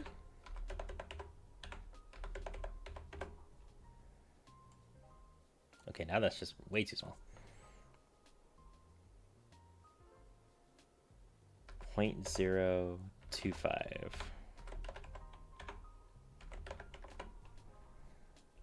Okay, we're getting somewhere. We're getting somewhere. 0.015.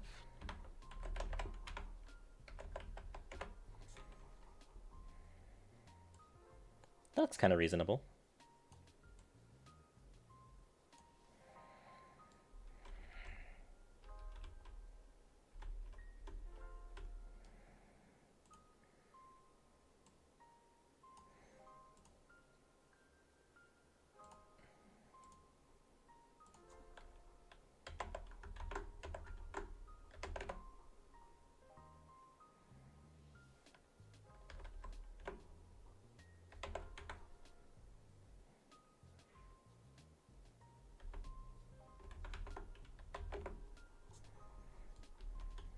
Yeah, that'll work.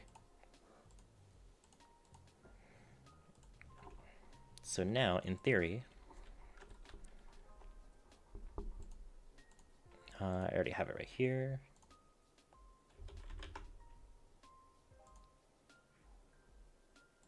So now we can see the assault rifle exists, but it's not doing anything. So all we need to do is go into here, attach component to component, and the parent will be the mesh, and the socket that it's going to attach to is called the grip point. Make sure we snap to target,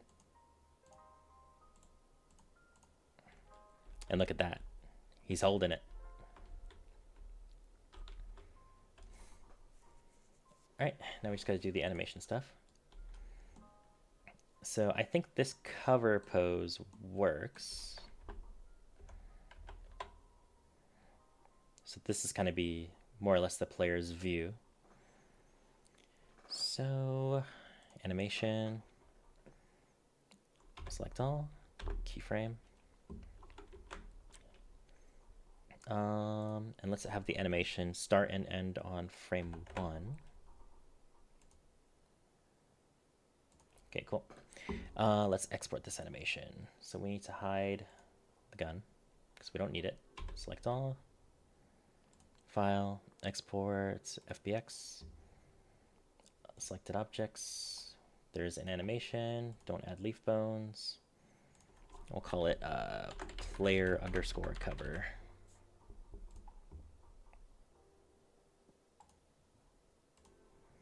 Now let's see if Unreal's gonna play nice with these animations.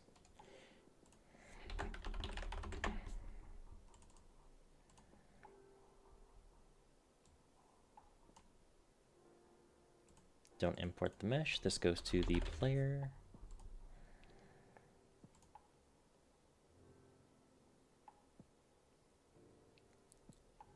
See output log for details.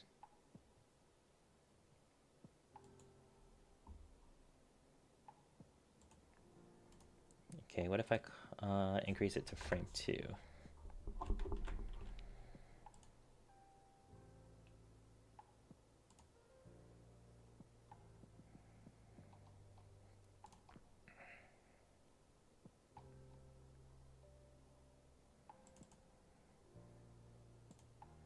We got some Discord messages coming through.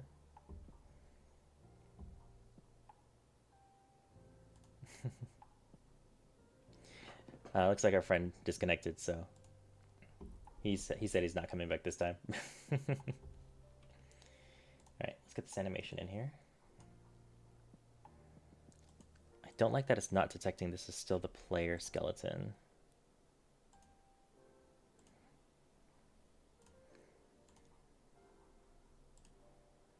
Let's see. FBX.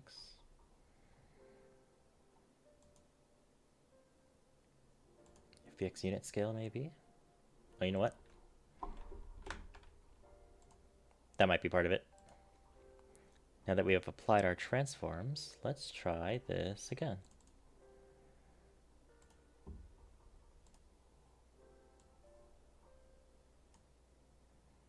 It's still not detecting this is the player skeleton. That's really concerning. Yep, okay. Hmm.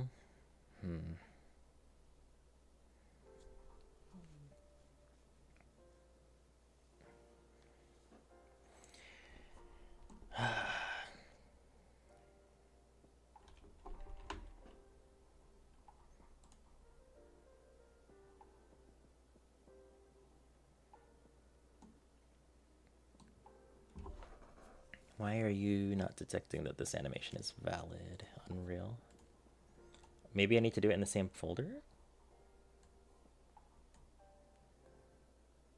No, that... Oh, wait, it did detect it this time.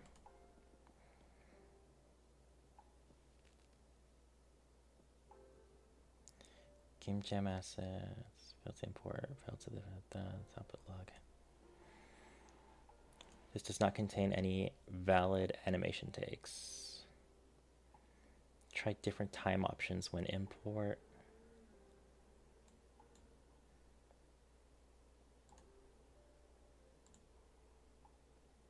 What if we set this to 10 frames?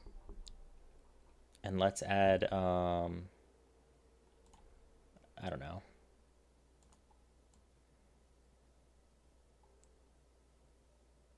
Frame 9, let's just have this guy nod his head.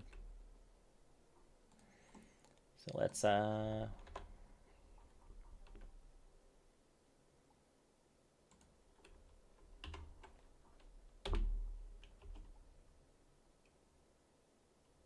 okay. Save. Export FBX. Let's try renaming it to something different. Maybe the underscore is the issue. Cover. Selected objects. Animation. We don't have leaf bones turned on.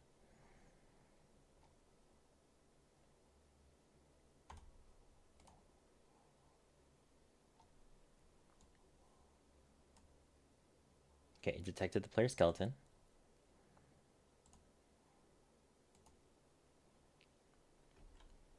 I guess that was the issue. It didn't like the underscore. And I bet you if I increase the size of this again, there it is.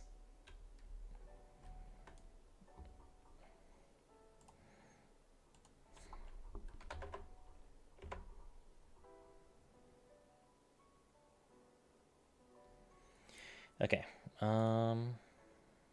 let's do this. Create asset animation from current pose.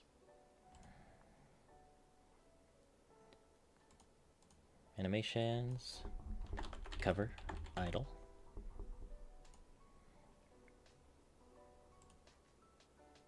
Now, if we go to our character here and say use an animation asset, cover idle, there we go. He's taking cover. Now, the only thing that I do want to change is I want him when he's taking cover to go down.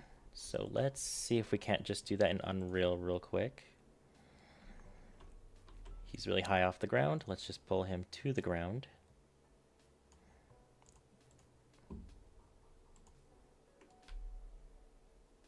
That kind of worked. It's not perfect, but it kind of worked.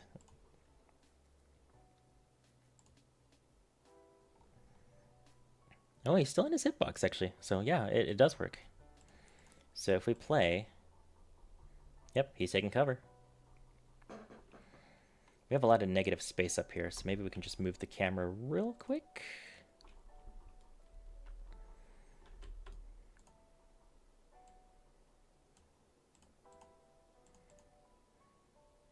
That might be a little too much.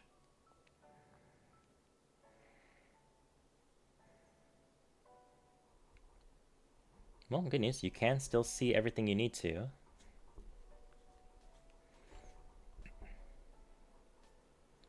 Okay. He's also not holding his assault rifle quite right. I wonder if I can just tweak that in engine real quick.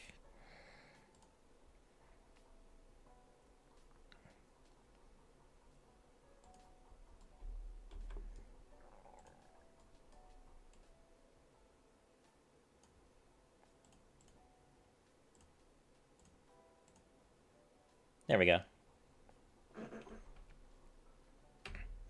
Alright, now we can get back to other stuff.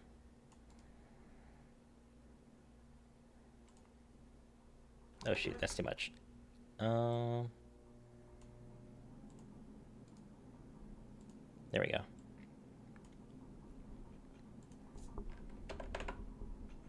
Let me get a sip of water.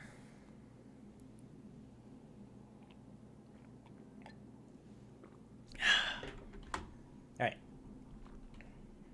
Let me organize my folder here. Animations. We'll throw the cover FBX in there real quick. Okay. What other animations do we need? We need aiming animation.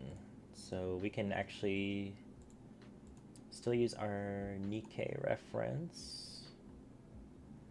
But I just need a version of them actually aiming. So let me search Nikkei aiming pose.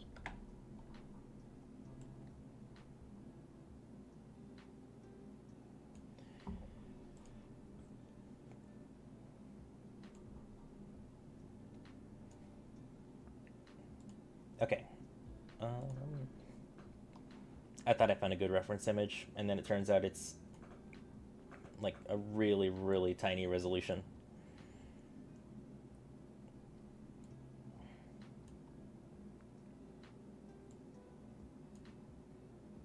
Maybe I need to type in shooting pose.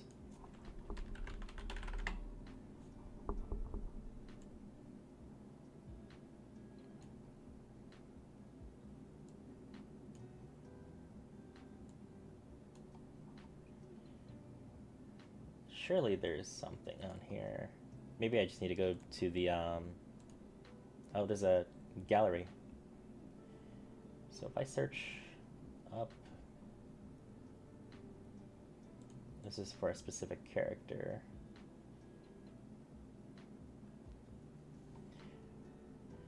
Da, da, da, da, da, da.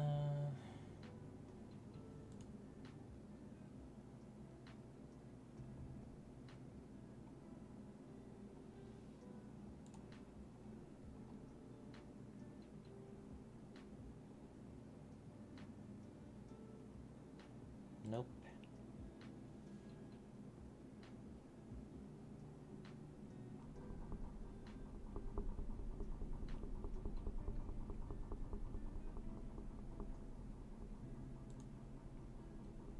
Is this going to be the reference image? Do you even have reference images? Here we go. Open image in a new tab. Okay. So this has the character kind of put their support leg, just twist it out so they can face the enemy. Upper body is now lifted up while the lower body is down. And then their support leg is just out of cover. So we're going to use this as a reference image. Let's get posing. We're going to first need to make the pose. And then if Blender makes it rotate nicely, cool. If not, we can keyframe some of the details here. So let's say frame 100 is when I want that to work. So there's nothing silly about the image. Oh, there's nothing silly about Nikkei at all. Like, you know, how the camera is like framed or anything like that. Nothing's wrong with that. Okay, so for our reference, let's go back to the engine. So this piece of cover is wide and very flat. If we want our player to just, you know what, I'm just realizing now, it might be better to have the player actually stand and shoot rather than crouch and shoot, like in that reference image. Can I find a stand and shoot pose? Standing rifle pose.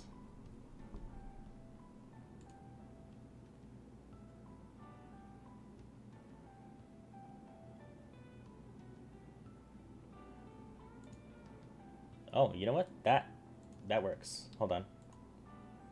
Let me close all these other tabs.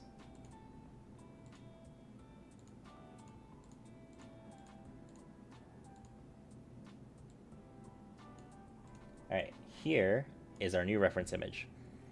Right leg, the support leg, is kind of arched. Other leg is basically straight but twisted away from the shooter. Right foot facing forward, arms arched to support the gun. So let's use this as our reference image for our boy. We can close this. Okay, so I think we can kind of keep him where he is. It's just a matter of making him stand up. Let's start by just straightening his legs. So 0, 0, and 0.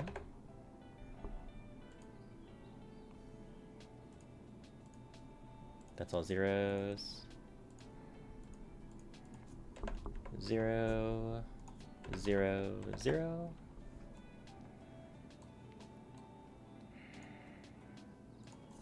0, 0, 0, 0. And 0, 0, 0. There. Oh, my headset's so loud. There we go. Okay, let's get this back to 0 as well. 0, 0, 0.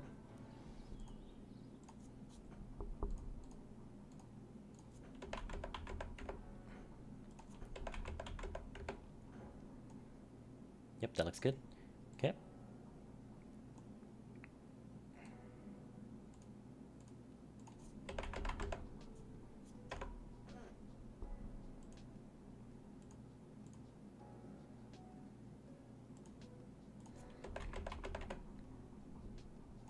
We'll actually keep that arm posed like that for just a moment.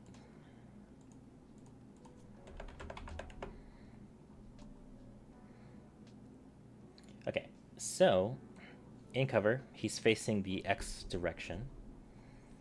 When he stands up and shoot, we want him to look towards the Y direction. So we'll have him rotate his whole body. Let's actually get the, there we go.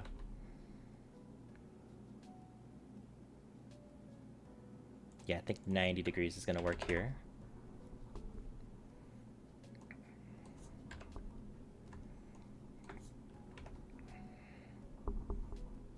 Okay, we're going to need him to kind of lean forward a little bit.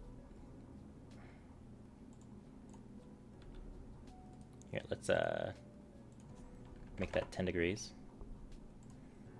Make this 10 degrees as well, and then just slide that forward a little bit.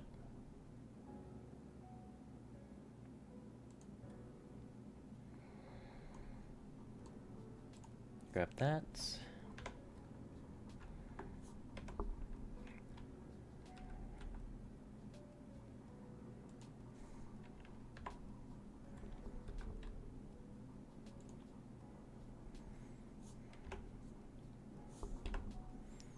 Grab this shoulder as well. Drag that down a little bit. So the other thing we need to do is we need to rotate this about 45 degrees this way. ish. Maybe 25 degrees will do it. There we go.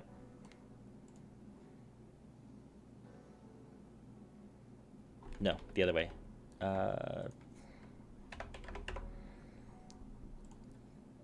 Because the support hand is more... Hold on. I have a rifle right next to me. I need to feel this out. Yes. Okay. Where's my shoulder? Okay, I'm not crazy.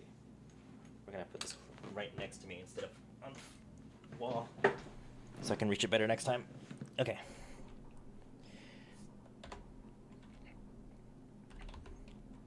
So Y, bring this back.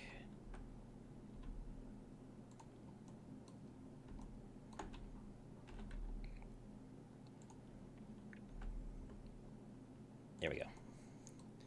And then just Y-axis, rotate this up.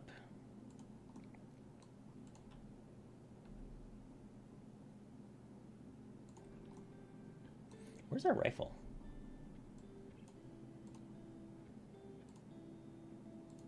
Here we go.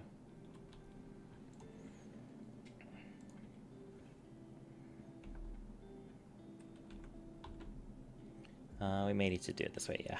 Okay.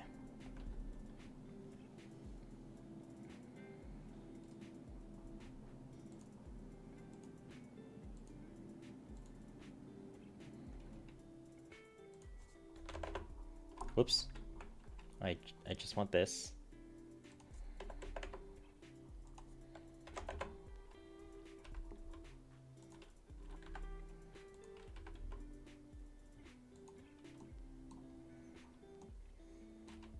Okay, so I want the rifle to be about here when he's shooting. Maybe it would also help if I tilt this animation. Tilt his head a little bit like this.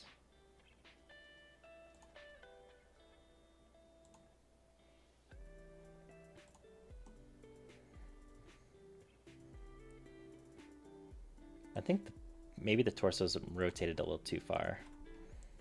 So maybe let's bring that back to about here.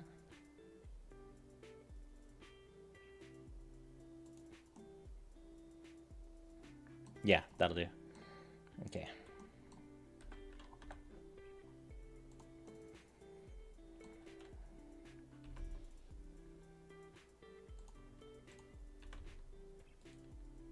Bring this up a little bit.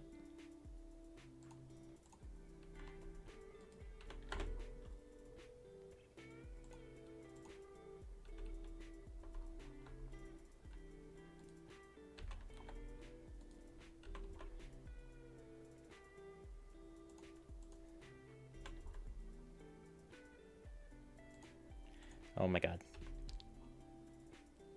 Come on. Okay, you know what, before I keep messing with that, let's get this arm in place.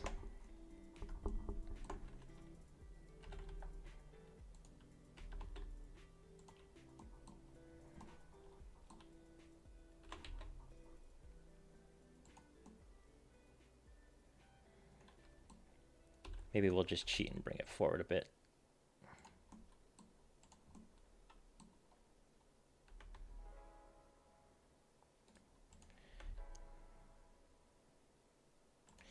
We may need to bring the rifle a little more center.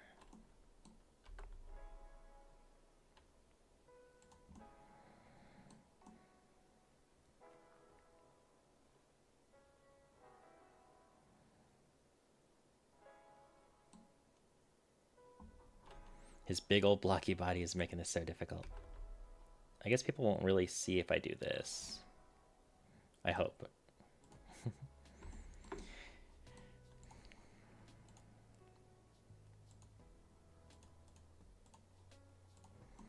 Let's rotate this a little bit.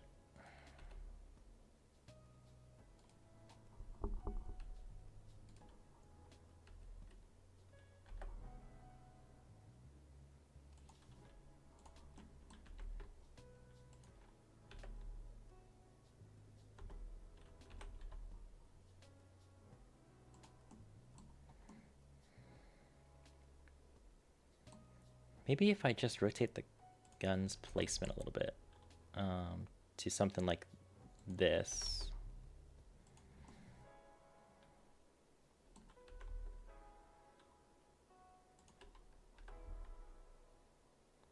Yeah, that'll work.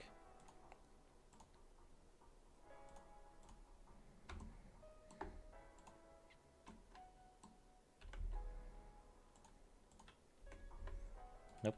On the y-axis, please. Or not.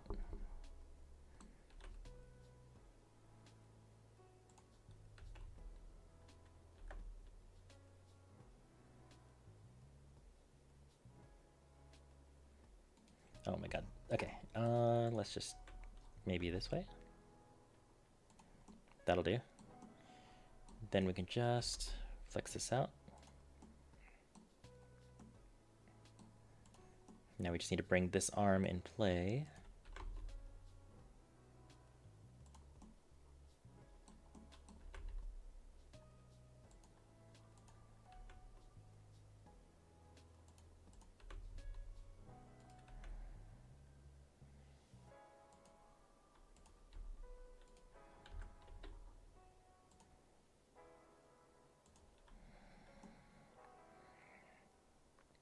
The issue is like the pose is gonna, it has to work in Unreal too.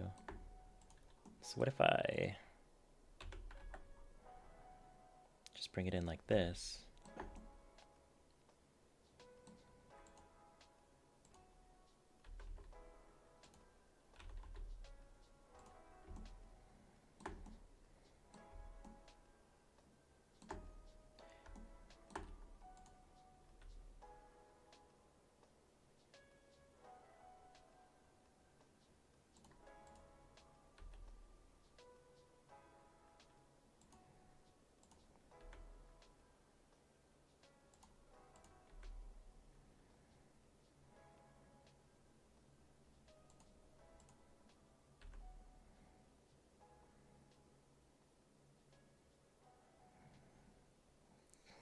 God, I wish I had one more bone in the hand now.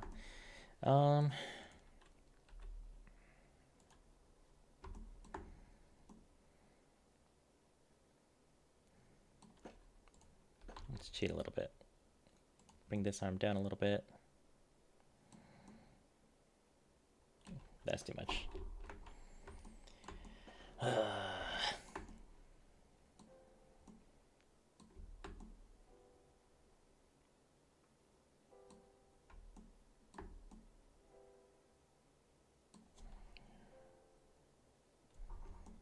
I just need this hand to be kind of level.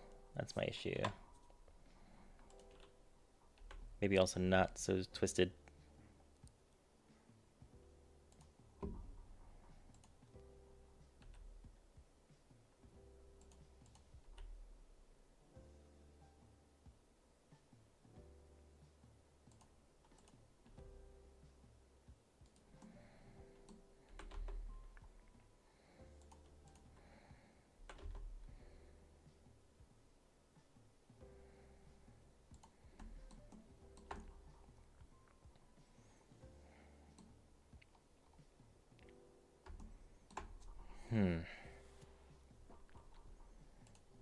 We're gonna spend all our time here again.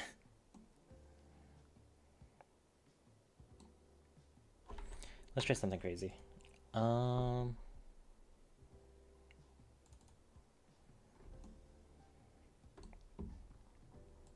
Create asset from reference pose.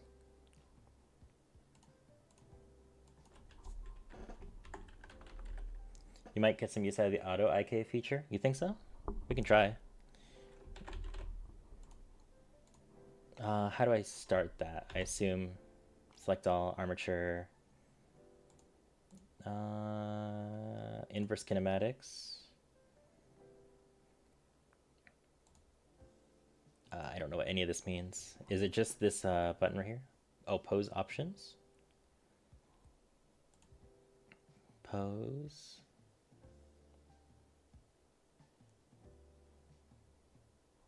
Kinematics. Oh, I see. Okay, and I assume you can add IK to certain bones.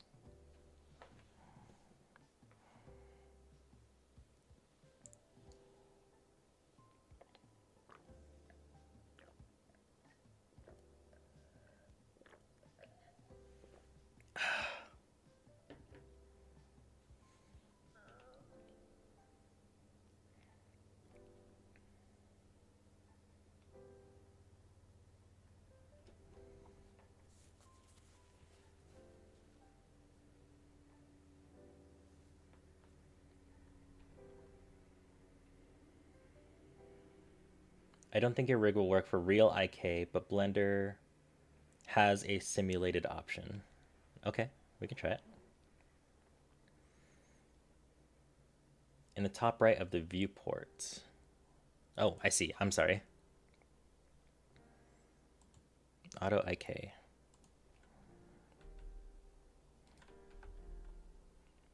Oh, I see. Okay.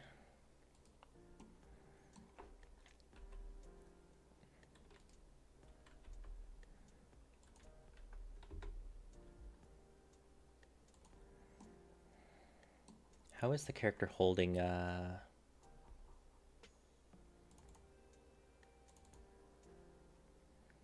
Okay, large hand is visible. It can work, but it's not the greatest. That's fine. You know, it's something we can work with, and that's what I was looking for. So rotate on the Z-axis.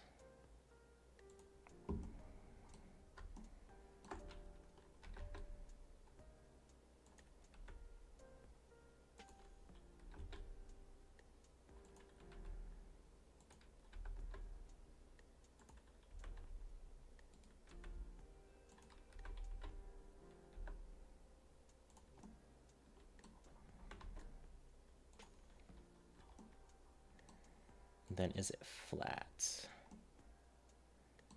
It's basically flat. Okay.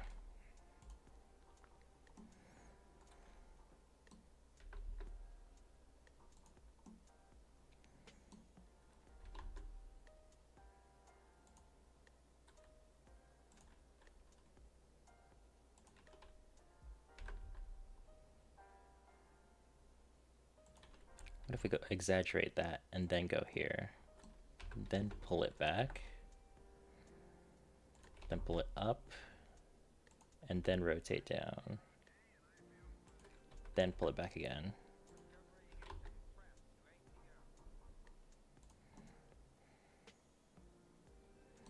Well, we need his hand up here, I guess, anyway. So we'll just,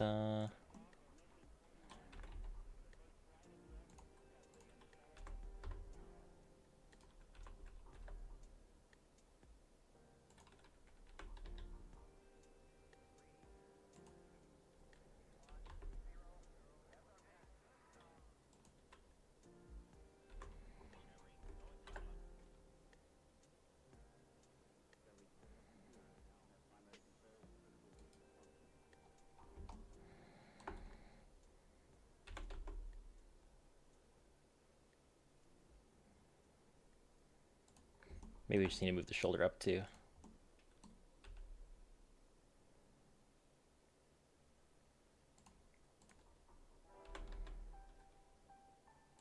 All right, we're gonna settle for that. And then we can just move this arm into position.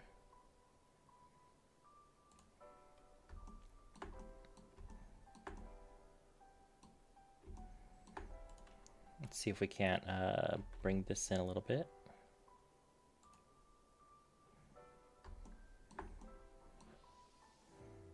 I don't think slight hand rotation is going to be an issue. Probably not.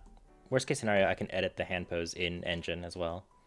Let's just get the leg poses done as quickly as possible here because we are brushing against the clock again. So the shooter always puts his rifle arm or rifle leg forward. So let's start with that. Hip up. Shin down.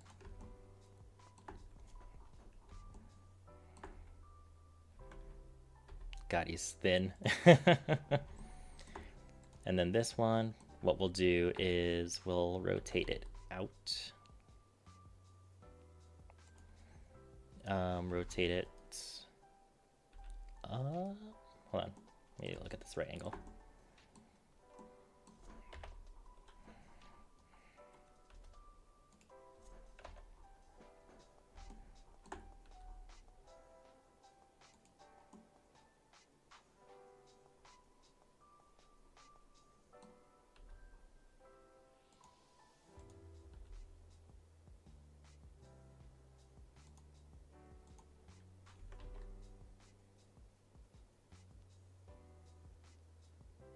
Oh, wait, you know what? It's the other way around.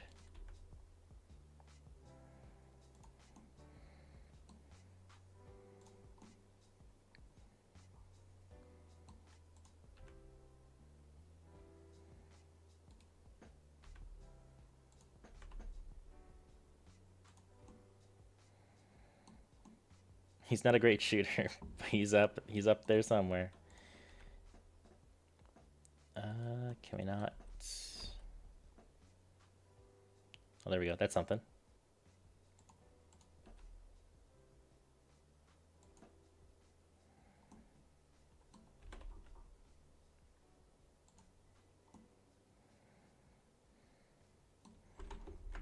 That's such a wild pose, but it's gonna have to do. Let's grab all those bones, add them to frame 100. Let's see what the transition looks like.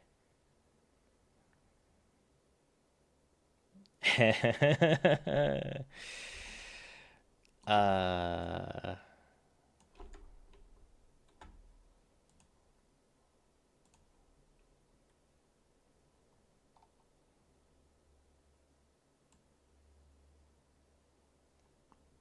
it did not track the original torso pose.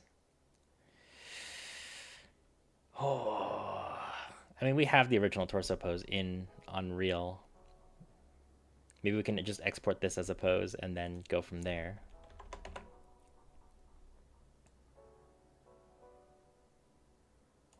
Let's see what Unreal thinks about that.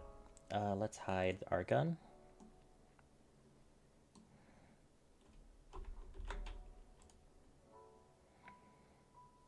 Export FBX. We'll call this aiming.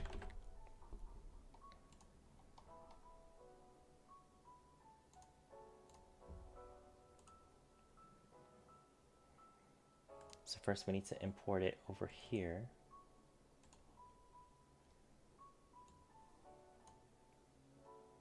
It detected the right skeleton.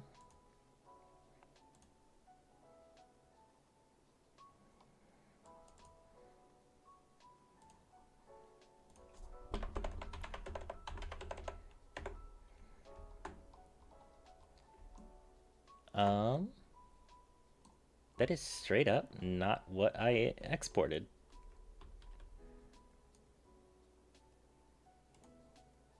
That's not good.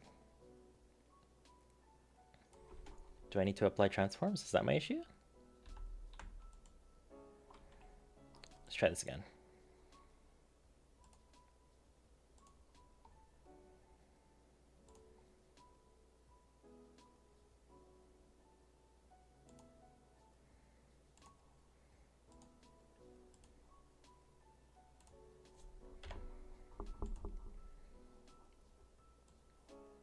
Beware, until you turn off auto IK, any bone you grab will try to simulate it. Oh shoot. Okay, hold on.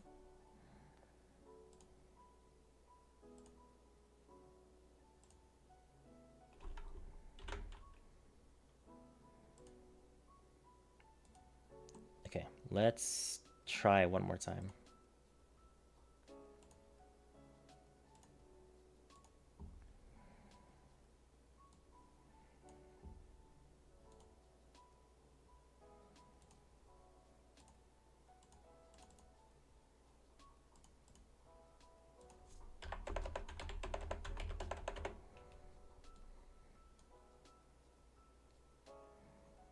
Well, it exported everything, which is fine.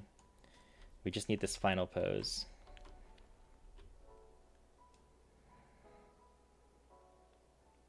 Remove frame 98 to 100.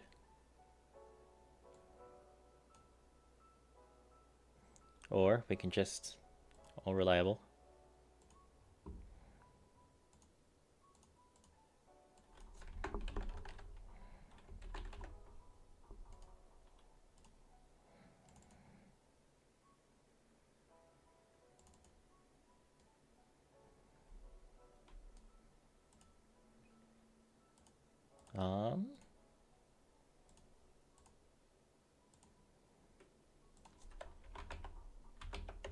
Why are you doing this to me?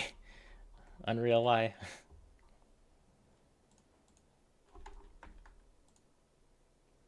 There we go. That is not...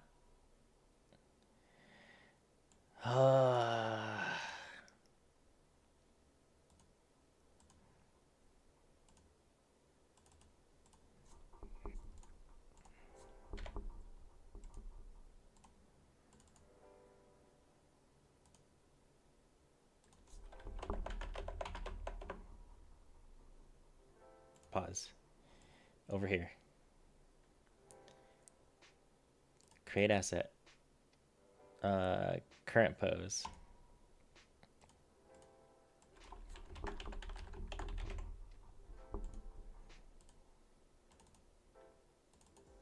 There we go. Okay, so now I just want to see what that looks like.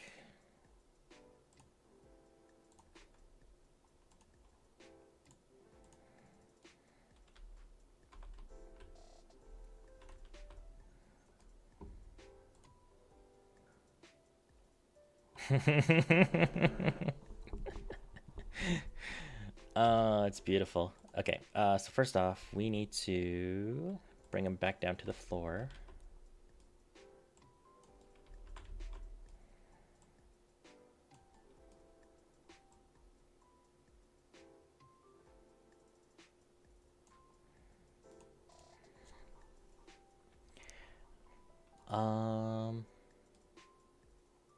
What does that look like? Okay, that's much better. Next thing. It's probably going to be in the weapon parent.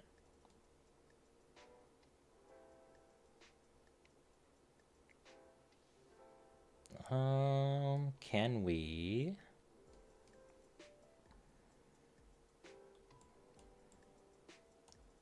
right here, cast to side scroller character, get player character. So what I'm gonna try and do, I don't know if this is gonna work, but I'm going to try and get the player to look at the where he's shooting, essentially. So we're probably gonna need a variable. Aim at location, maybe?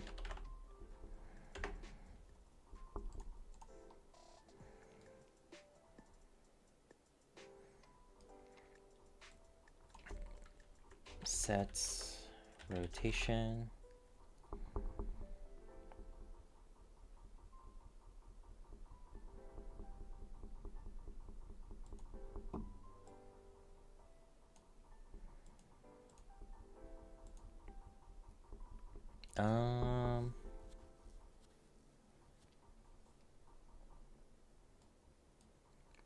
How to do this, how to do this, how to do this.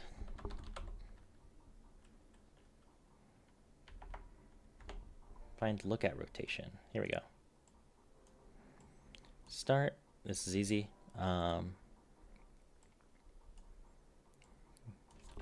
Get world location.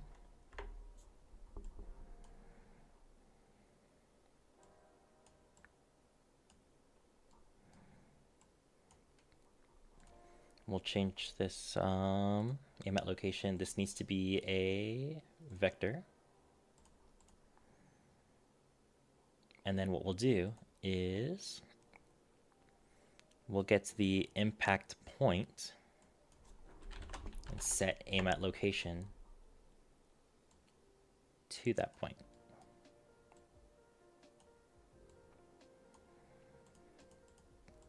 All right, either this is going to go really, really well, or it's going to look really, really scuffed. Let's find out.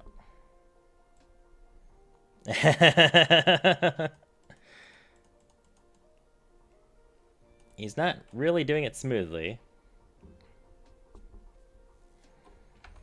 Can we break this apart? Split struct. Split struct. And see if he only does the yaw.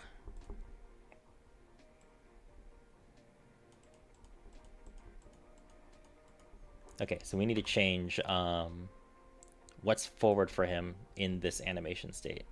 Ah, that's why. That's why. Okay, so in here,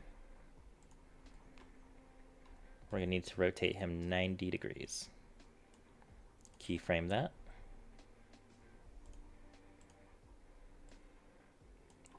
Okay, I see how it is. So 90 degrees this way, and then 90 degrees one more time. Key that.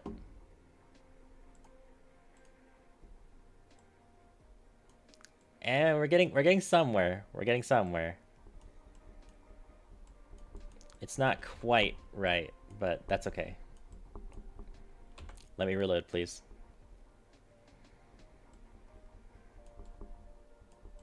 And he's only really doing it like once. Oh, I know why. I know why. I know why. I know why. Let's just add it to this construction script.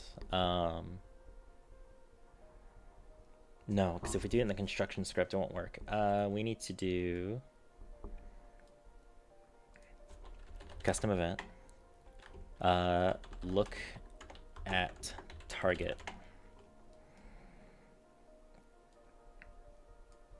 Grab all this cool info.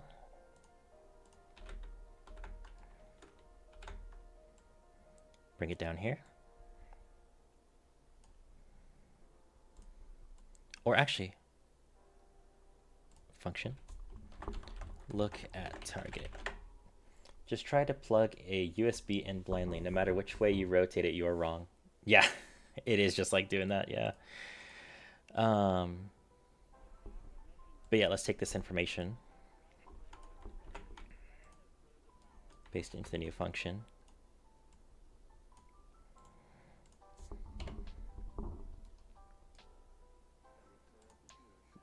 Compile and save.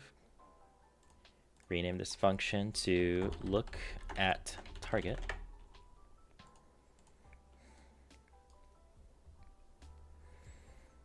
And then what we also want to do is duplicate this.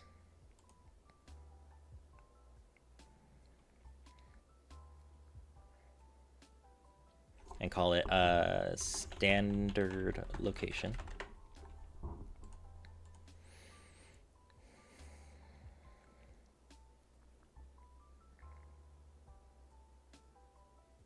Actually, I'm doing this a whole complicated way. There is an easier way to do this. I'm just not thinking straight. And I was, but I didn't understand why I was doing it right. Hold on, I'm sorry. So I was going to make it a function and see if I can trigger the function repeatedly. And then I realized I can literally do that by just having the gun tell the player to do it. So if we go here, right, we're having it set a location. But what we can do to make this easier is go to our custom event, add an input, and make that the aim at location. So we can even, real quick, drop this. Bring this out. We'll call this value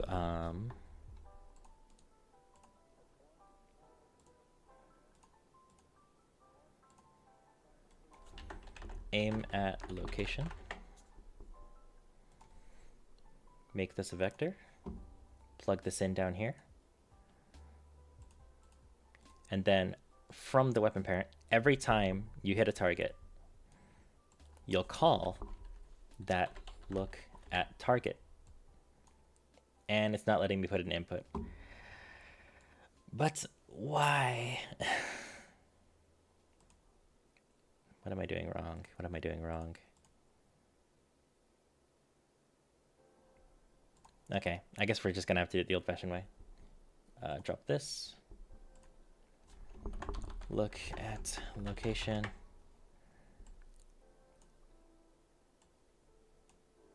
What is your problem?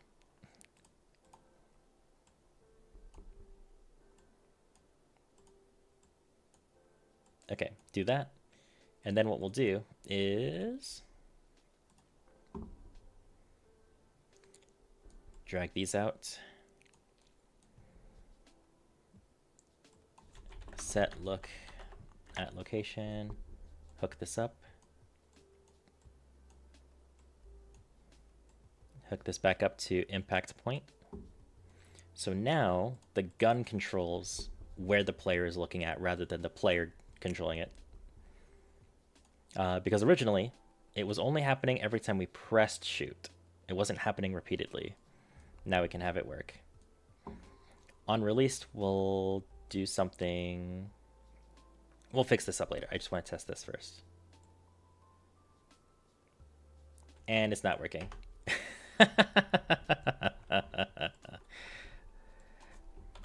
Look at target. Oh, wait.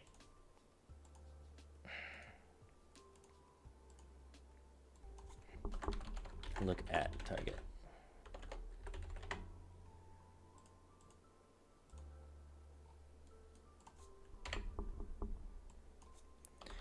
Look at target.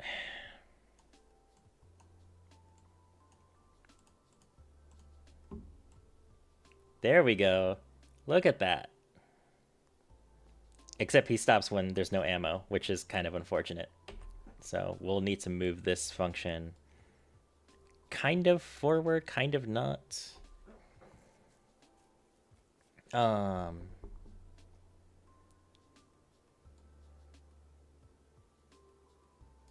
wonder.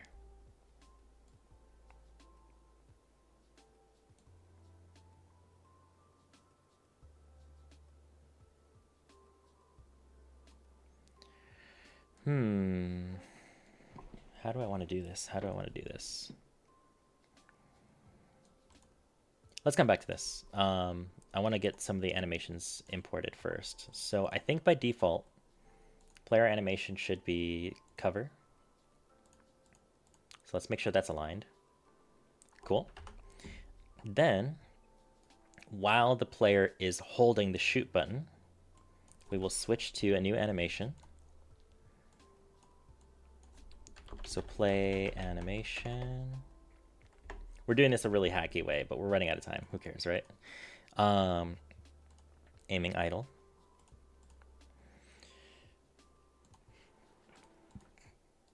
Then, when the player lets go,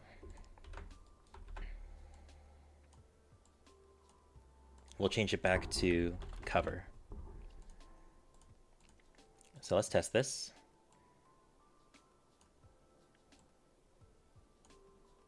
It kind of works, but he keeps rotating the cover pose as well. So that's going to need to be addressed. So what if we call it normal location. And then we'll trigger a custom event called return to normal.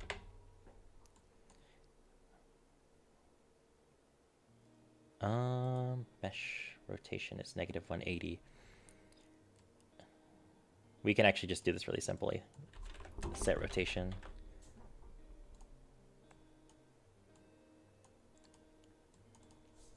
-180.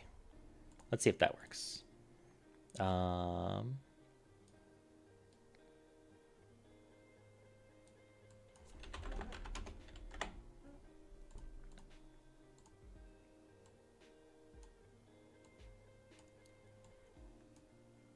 It does work.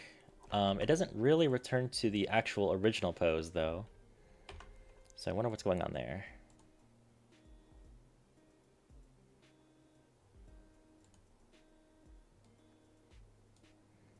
Zero, zero, 180. Weapon parent.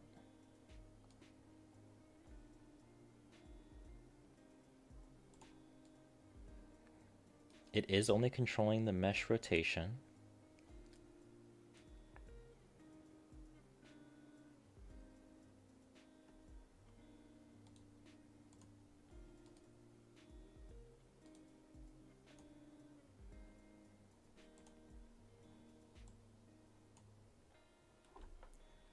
What if I do -90?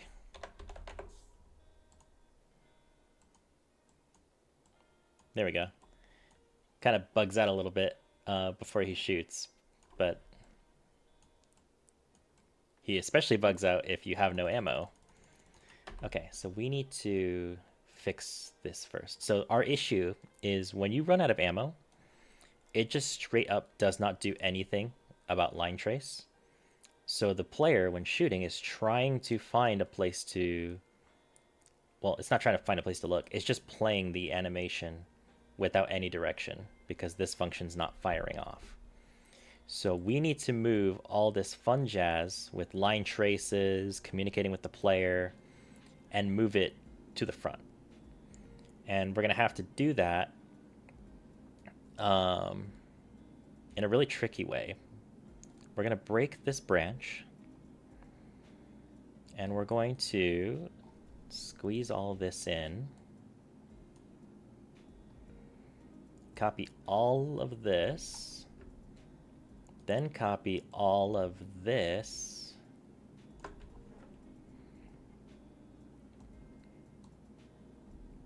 break it, grab all this, minus U, scoot it up a little bit, scoot this back quite a bit, paste this,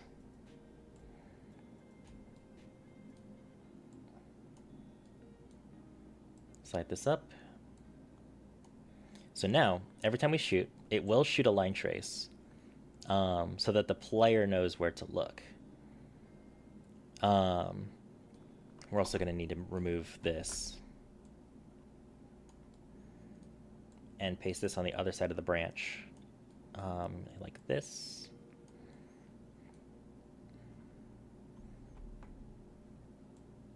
Hook this up there.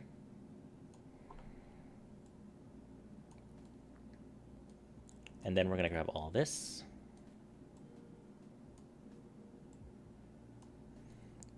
And grab the hit actor, drive it in like so.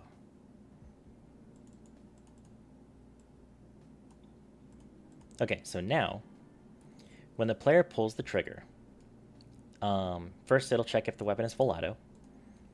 If it is, it will trigger this function automatically as long as you're holding the trigger. And if not, oh shoot, I made an issue. If not, we should just do the start shooting. Break this. It'll just do it once every time you pull the trigger.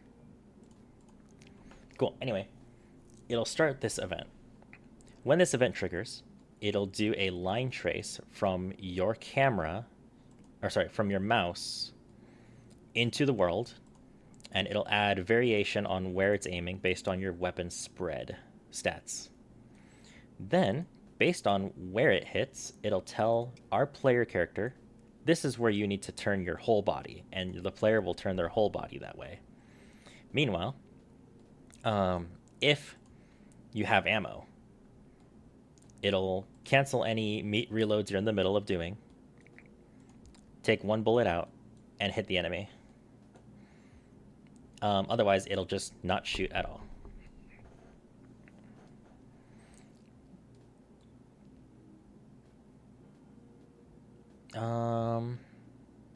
I do see a small issue because reloading should disable shooting. So let's just do a quick little thing. I think reloading is handled in the player? I thought so. I thought wrong. Is it handled in the weapon?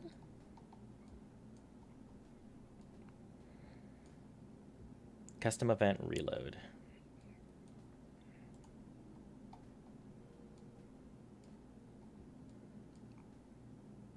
What is triggering this? Hold on, let's do a test. Okay, yeah, the player doesn't have any control over reloading. It's just when you stop shooting, it'll force you to reload. So let's change that a little bit.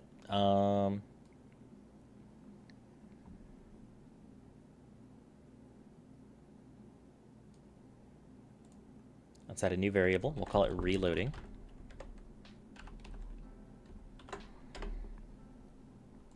By default, it's off. But let's assume it's true.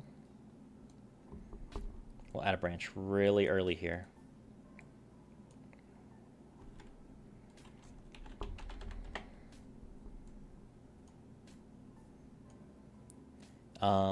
If you are reloading, you won't do nothing.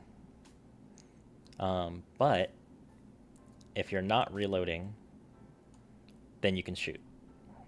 Then what we'll do is stop shooting is just supposed to force the player to reload. So we'll go ahead and set reloading to true. And then once reload is done, set reloading to false. Let's see if that works. So I'm gonna shoot. All right, I'm out of ammo. I can still trigger the animation. Okay, so we need to bring this out. Branch. Means we're actually gonna have to, you know what? We need to do this earlier. So bring this out. Ask the weapon blueprint. Get reloading. Branch.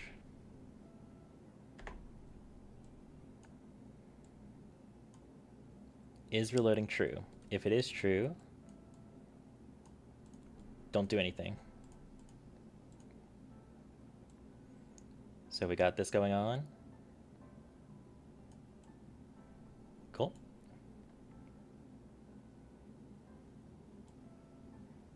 Okay, so the next thing we need to fix is the fact that as long as the player is holding the mouse, it won't change the state of the animation. So if reloading is true, this is such a hacky way of doing things. Let's grab this. Pull these back.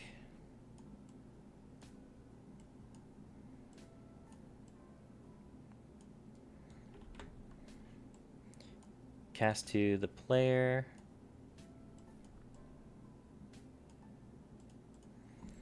And from there, let's create a custom event. Custom event, reloading. And what this will do is just expedite this stuff. So actually we can just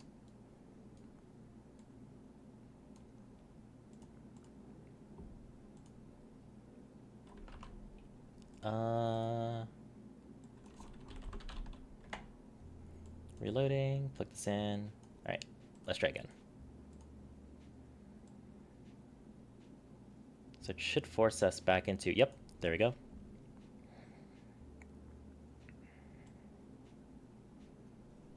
Cool, now we just need an indicator for, reload times and whatnot, so the player's not confused as to why they just suddenly stop shooting. User interface stuff. What else is on our goals for today?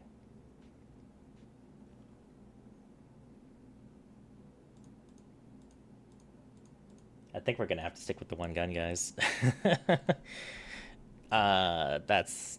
It's tough, but I do not have the time to do much more, and I won't have the time tomorrow.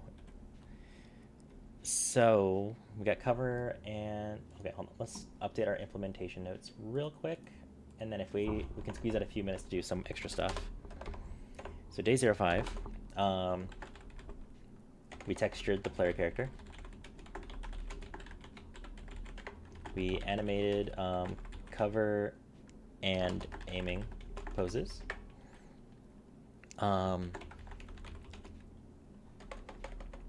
Attached weapon BP to grip point socket. What else did we do? We tied animations into the player character, so let me just type in implemented player model and animations, and then beneath that, we'll say take cover during idle/reload phases. Aim at impact point of line trace when shooting. We pretty much all we did with the character. Otherwise, we also implemented forced reloads when magazine is empty. Oh my god, my browser is like stretching off screen. There we go. What else did we do in the weapon parent? We reorganized the nodes. Organized nodes to support player aiming mechanics.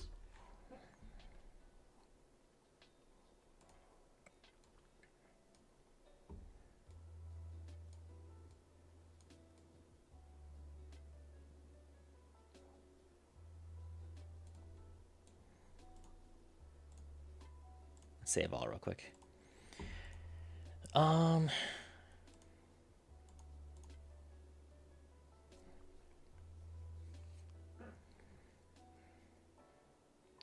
I guess all that's left is really just to tweak the assault rifle stats to make the game a little more challenging. I don't really know what else we can do for the player and the weapon. Before we need to start working on environment assets and AI. And wave spawning. You know what? Since we have so little time, let's make some tombstones. Really, really fast. And I'll draw a fence texture at the end as well. I'm pushing my limit here, but I really want to at least have something submittable to the game jam. So let's start with the cube. We'll make it a wide cube. And then we'll remove the top face. Whoops, just the face. We will extrude inward. Then we'll extrude up.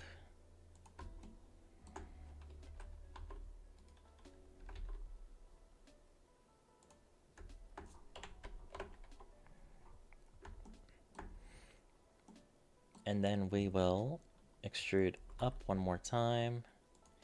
Bring the faces in. Extrude up one more time. Extrude the faces in. And make a face. That sure looks like a tombstone. Okay, so let's select all faces.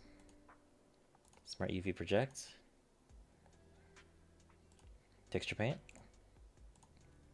Base color. Make it like a stone gray.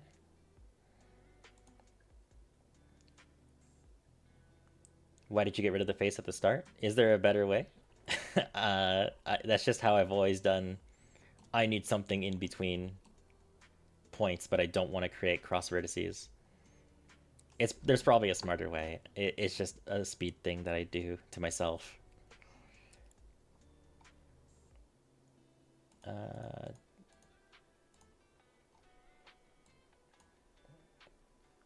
Increase the roughness.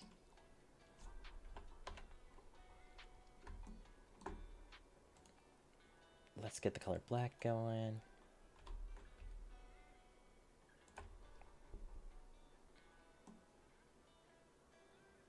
You would have got the same result if you didn't delete it, you reckon? I'll try and keep that in mind for next time.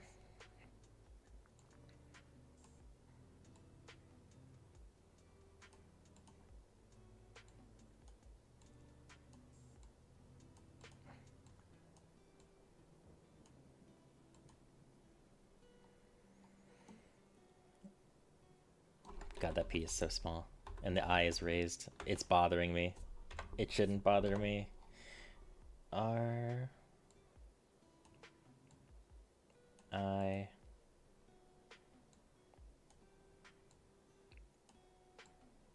key.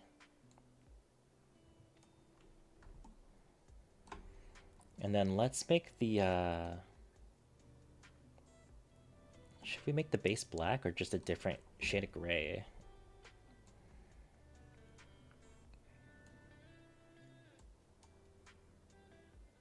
I think a different shade of gray might work, actually.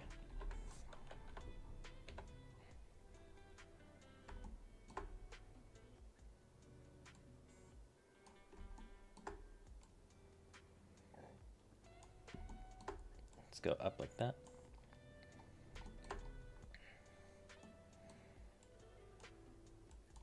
Just mark all the faces here so I can see.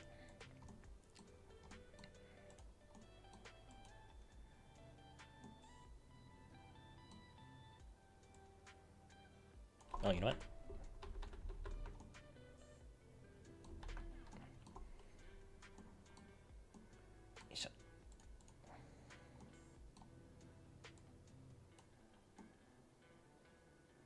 There we go, that's something.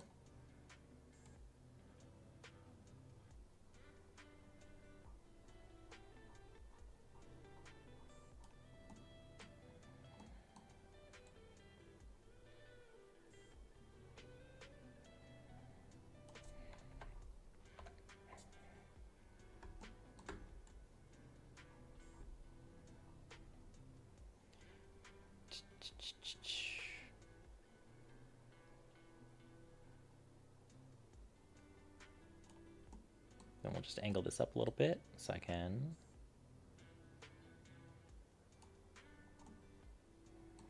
Cool, and then we can see where the tombstone begins and ends.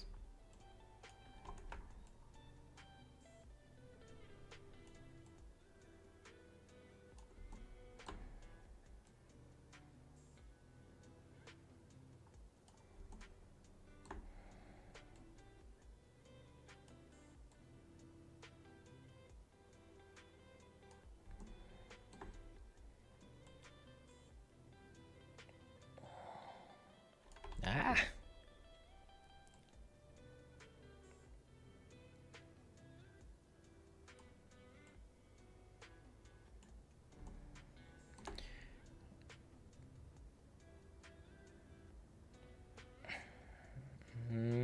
Okay. Bigger brush. Let's clean this up.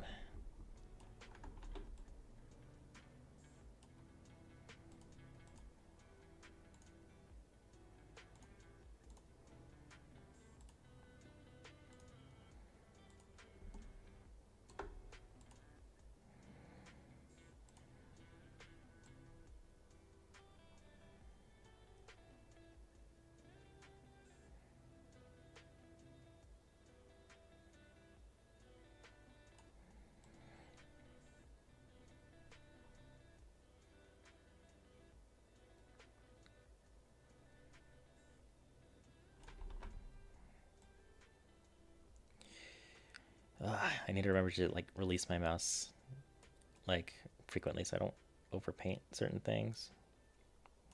Okay, zoom in a little bit just to clean up the rest.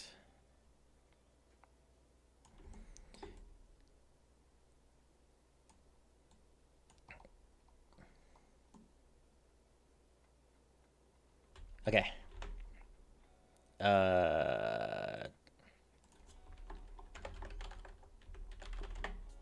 Tombstone. Tombstone.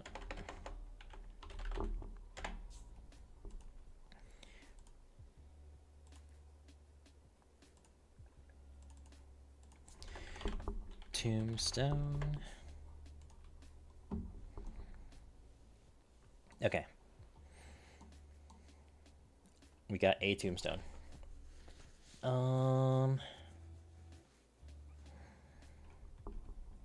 What other environmental assets was I targeting? A fence, which we can use Krita for, so let's do that.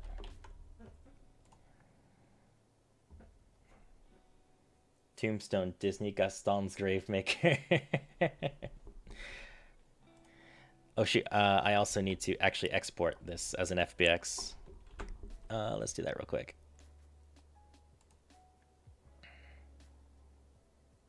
selected objects, copy, fill that. There's no animations. Let's get this into Unreal before I forget.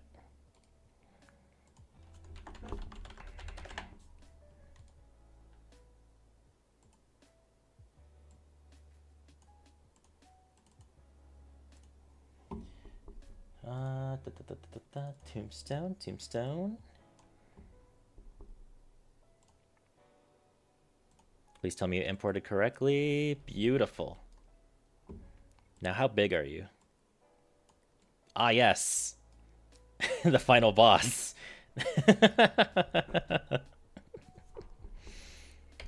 Okay. Let's get the fence done. And then first thing we'll do tomorrow stream is get the terrain editor going. So let's get Krita back on screen here. New image. Discord, please. Let's just create the texture. And for the fence, let's just do something really simple here. Advanced color selector. I need brown. I want deep brown. Okay. Let's set our size to 20. And what we'll do is really simple. We will... well, first of all, hide the background. Spike. And it comes right back down.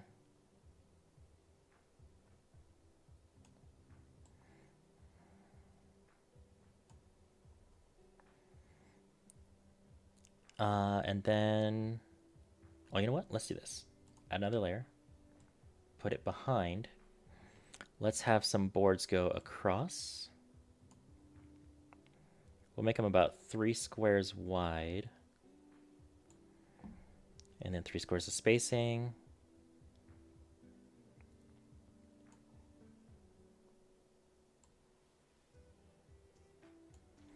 Three squares of spacing. Yeah, it wouldn't hurt to add one more.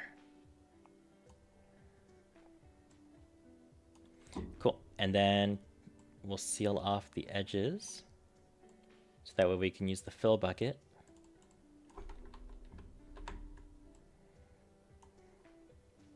Dark Souls music intensifies. God, that's something I haven't even thought about. Sound effects and music. Ugh. Last game jam, we found the Weapon Sounds asset pack on itch.io. We may revisit that library to get this project done. Which I don't mind. The sound effects in that pack were pretty good. And we can just find something like medium impact for the assault rifle.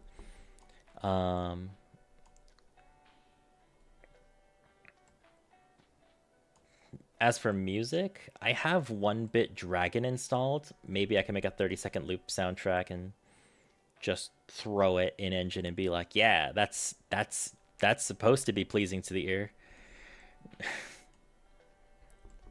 I've only made music once, and it was for a school project. That's not true. It was twice. The first time I took a genuine calling it a sound design class is a stretch, but it was essentially a class about learning how to use music making tools. And it was cool. It was fun. Issue being that we didn't really learn much, if I'm being honest. We ultimately only made one song. And you had to... It was mixing music. It wasn't really making music. Fun class, but I didn't get much out of it. And the only other time I made music was for, funny enough, an economics class, where you had to rewrite the lyrics of a song that you like to be themed around the what was being taught in class at the time. It was a really strange project, but it was pretty fun. Probably right there. That's too far. Okay.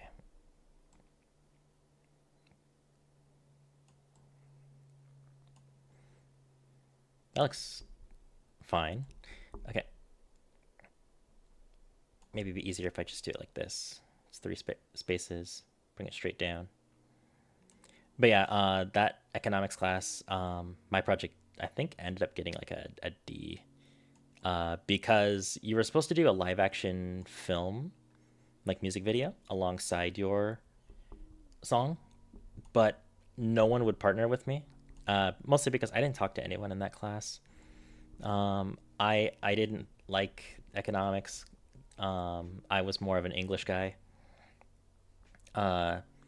So I ended up going into Call of Duty and making a gun sync for the music video because I didn't want to film myself alone. And my teacher just refused to even mention that I even submitted anything.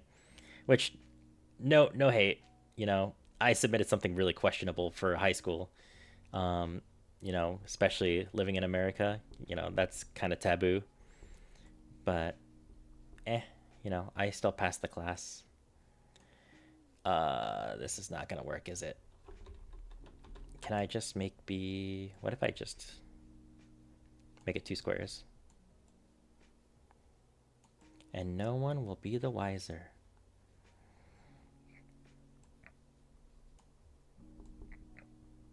Da, da, da, da, da, da, da.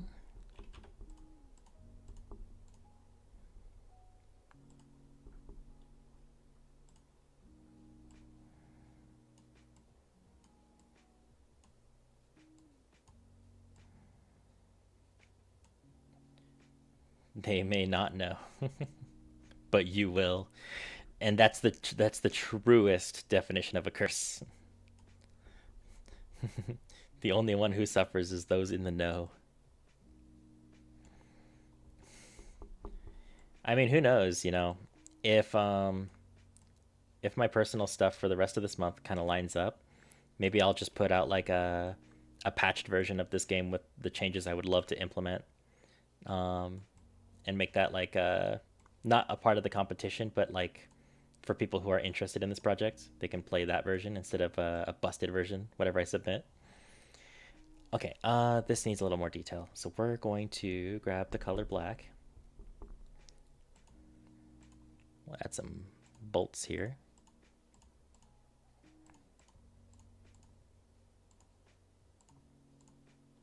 Ah!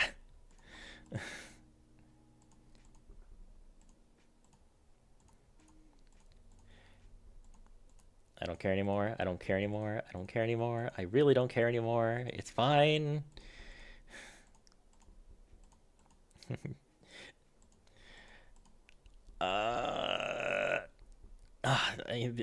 Something else is bothering me. Hold on.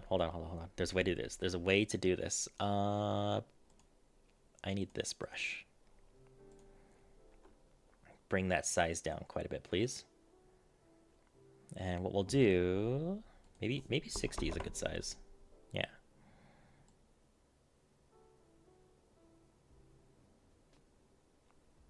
I'm not wearing my glasses, so the reflection on my monitor makes that really hard to see. Did I apply that correctly? I really need new glasses, but I'm lazy. All these squares make a circle. It's fine, it's fine. It doesn't bother me. It bothers me a lot. And that one's still green. Okay, a little bit of flare. You know, this can look like a rush job. That's okay. But if we show that we tried, you know, maybe we'll get some pity points.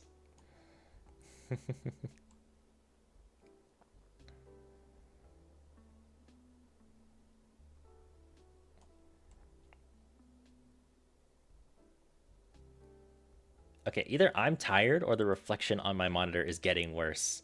I genuinely cannot tell. I have not been sleeping very well this whole week. Every time I lay in bed, I'm just like, oh, I could do this for the game. I could do this for the game. I really want to do this for the game. Oh, I want to do this for Cafe des Armes. I just want to game develop all the goddamn time. I want to game develop all the time. It's so much fun. But I have to take long breaks from game dev because otherwise I will go insane and get nothing else done in my life.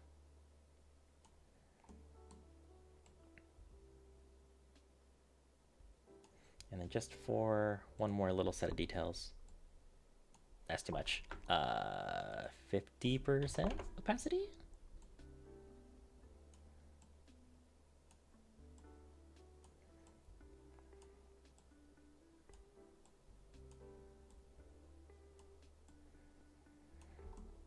Ah! I keep hitting shift because of Blender. I just need to use middle mouse button.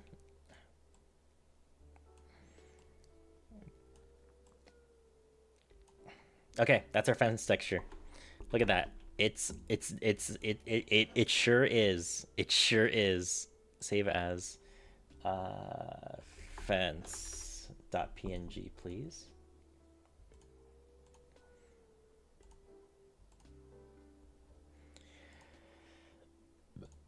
Excuse me. Fence. Look at that. Now, I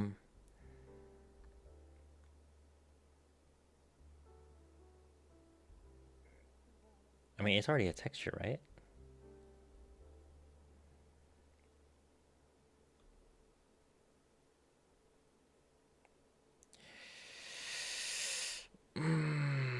I forget every single time. Can I geometry meshes?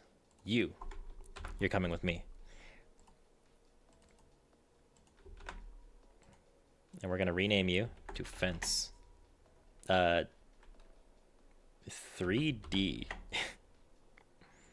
And we're gonna open you up, and we're going to. We need to make this a material. First of all, save everything. Right click, create material, fence material. Make sure that loads.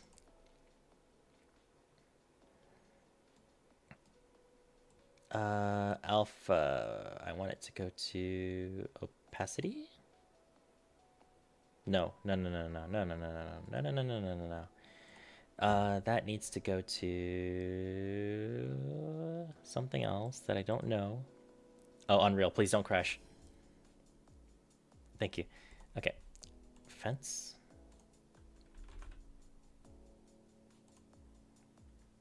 That's not great.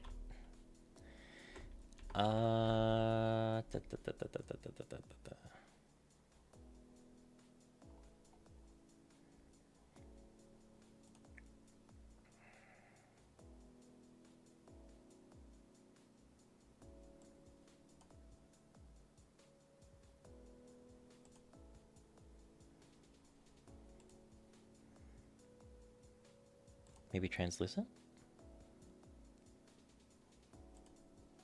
I don't think that did it.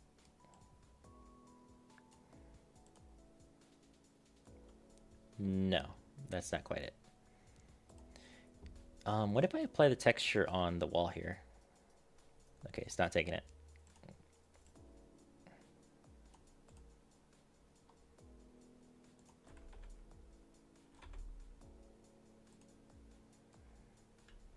I see. Okay, so something about the material. Something about the material needs to change.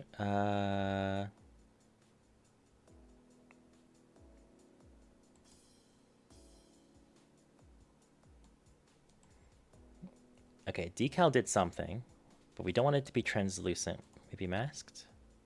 Nope. Additive. No. Alpha? No.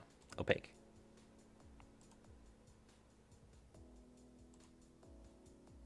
Okay. Surface.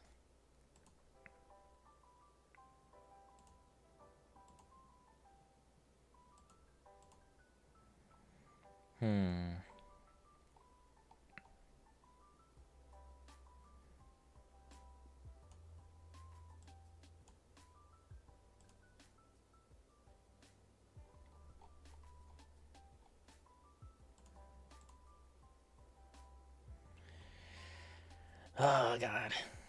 Opacity?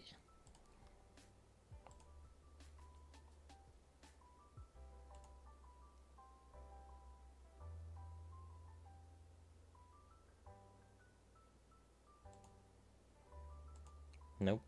Normal? Nope. Alpha. Grayscale. Color. There's a way to do this. I'm just dumb. I'm just really dumb.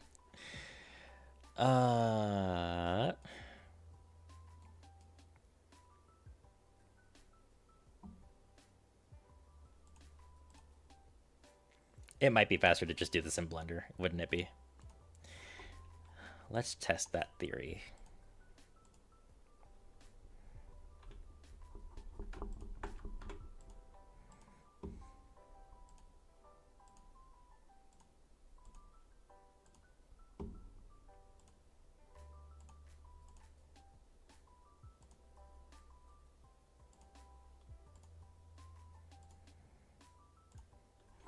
Set blend mode to mask and use the image as a mask. Oh, we could try that.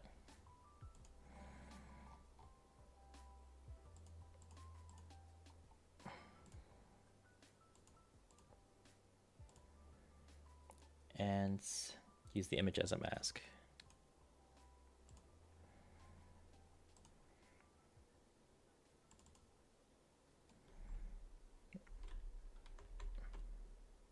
Not quite. But again, it might be easier to just do this in Blender. So let's get the image. Can we get a custom image?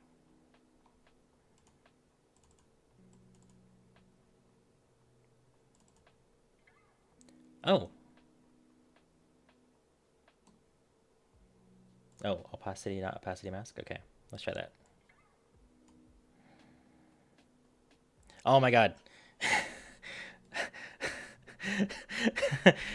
that did it. The next issue is how to get the texture to project properly on this material.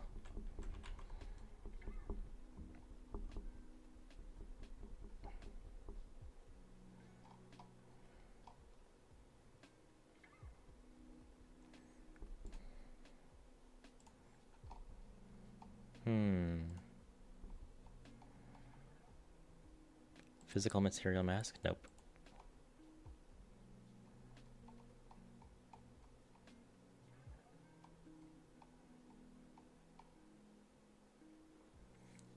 It might just be in the model itself. Let's see. What can we do?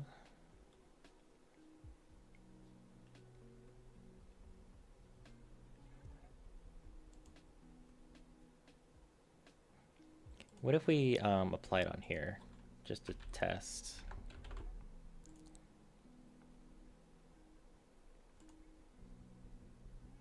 Okay, so that's not working either. Let me Google it real quick. Oh, that is UV coordinates. I have no idea where Unreal has that. UV coordinates.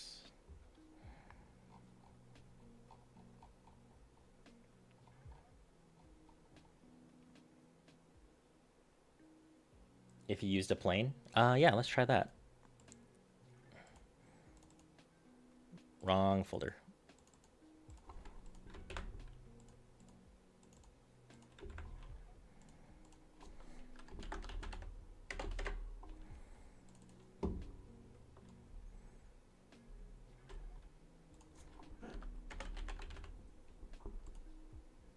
Oh my god. Wait. Ah.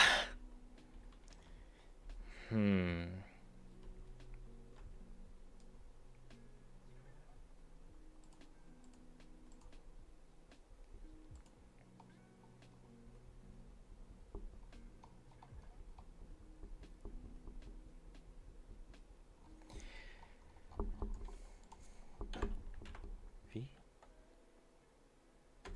Okay, that's not it. It's probably in the texture itself. I see this UVs here. So what if we promote to parameter?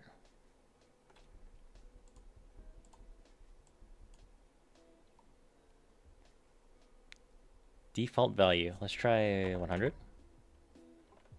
And then minimum is 10 to 90. Okay, that I don't know what I'm doing.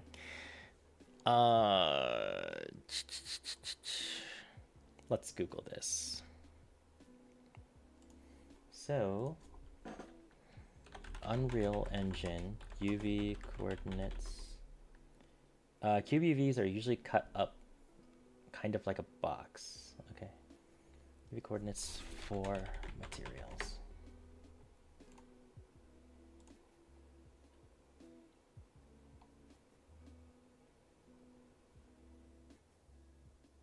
Texture coordinates and materials. Here we go. This is an official article from Unreal. Let's see. Texture coordinates and materials. When you create a material that samples a texture map and applies it to the surface of a static mesh, you can use a texture coordinate node to specify a UV channel. So, texture coordinate. Not this.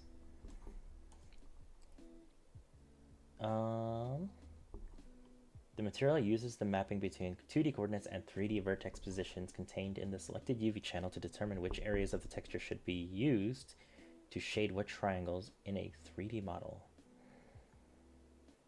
Okay, and this does get plugged into the UVs. So let's apply.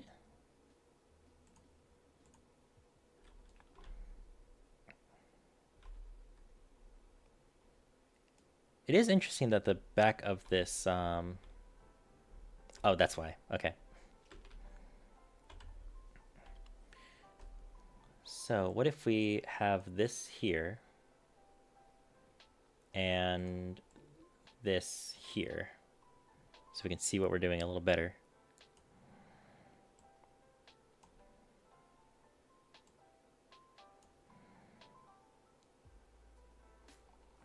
Oh wow, that node is very small. Okay,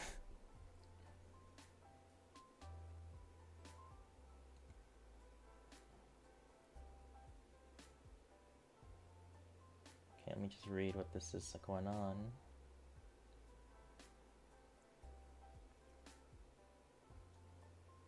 Does Unreal have a single face object? That's a good question. I don't really know. Let's check.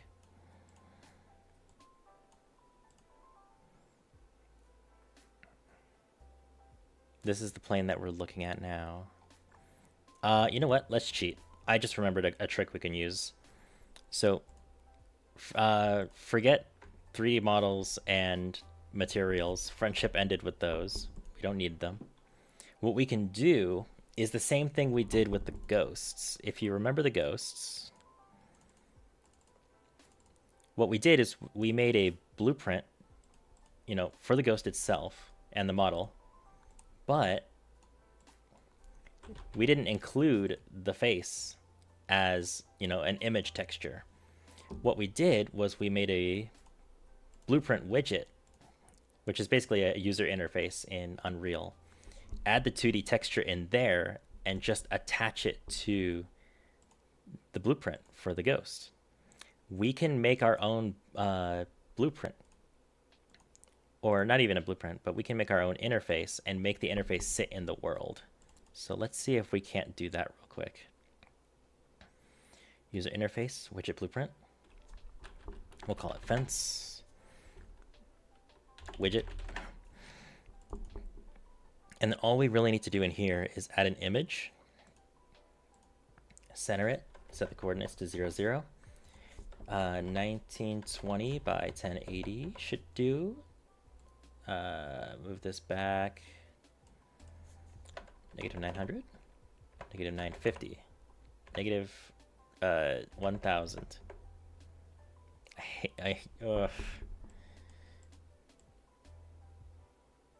Good enough. And then bring this up. Find the fence. Boom. That's stretched out quite a bit, isn't it? Oh, because we have a square. 1024 by 1024. And then we'll also shrink the canvas. Custom. 1024 by 1024. Move the image texture back in line.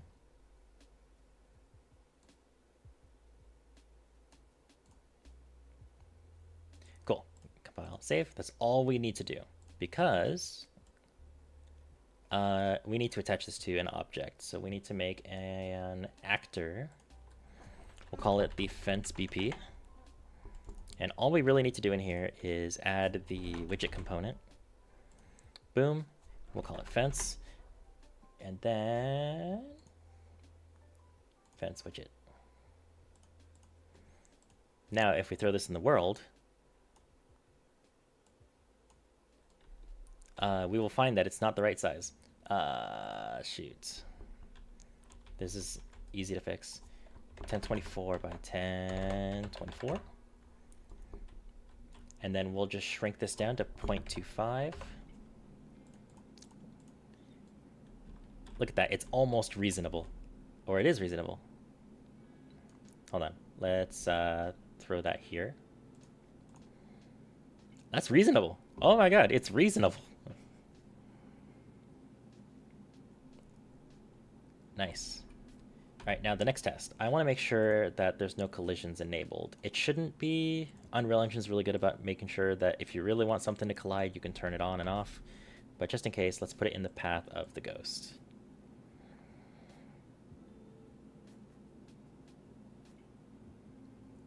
Cool, no issues. So we can use this as a decorative for our environment. So let's, what does that look like? Oh, that's almost perfect. Let's just make sure the ghost doesn't walk all the way to the fence. Cool. Copy paste.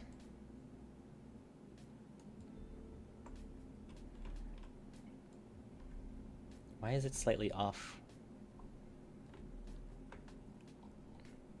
Oh, that's why. 90 degrees. Now copy paste.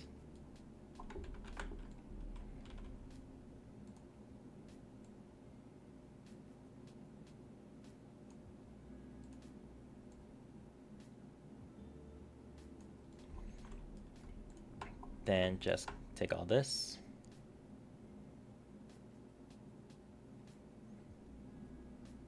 Can we actually merge these actors?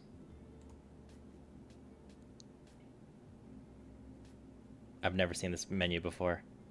Let's not mess with it. I don't want to create a bug and then freak out later. 180 degrees. Slide this down to line up with our other fence.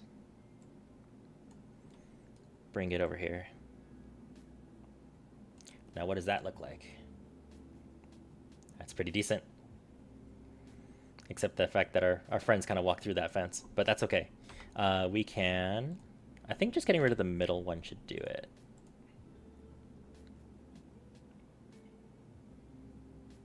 Almost. Slide this down a little bit. Yeah, you can still kind of see the fence, but hey look, there's an entrance, and that's how the monsters are coming in.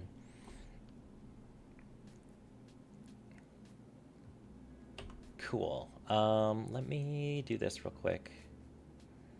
Does Unreal not use Control D to duplicate objects? That's a good question. I don't know. I've never tried that.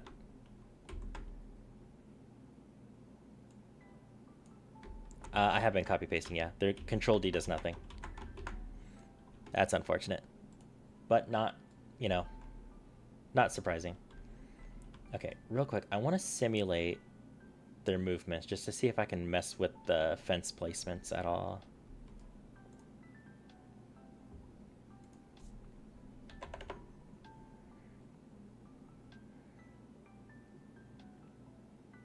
Okay, no.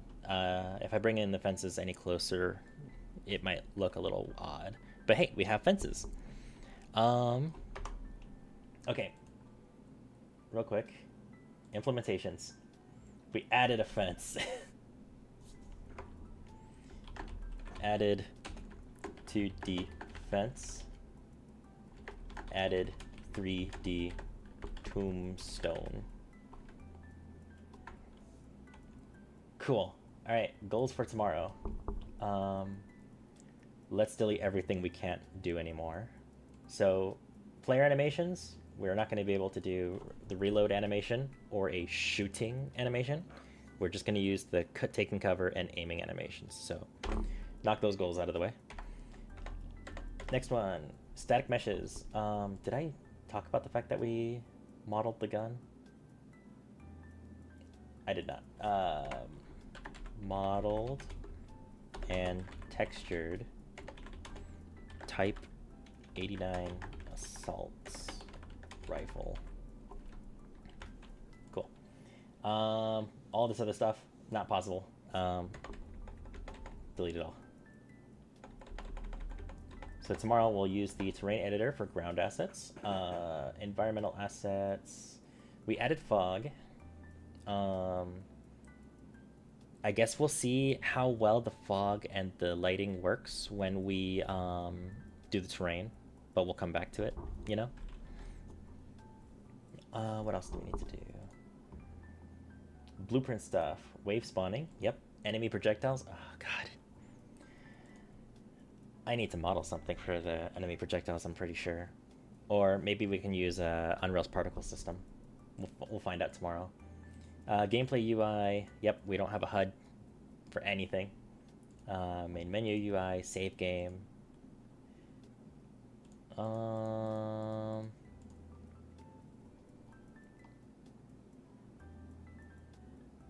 Yeah. Yeah. I mean, we made good headway today. You know, let's not discount ourselves here. But boy howdy, if only I was good at development, we would be a lot further along.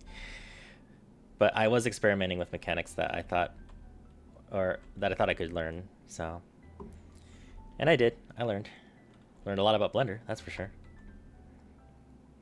We'll pick this back up tomorrow with the goals of finishing the environment and then fixing the enemy spawning and polish.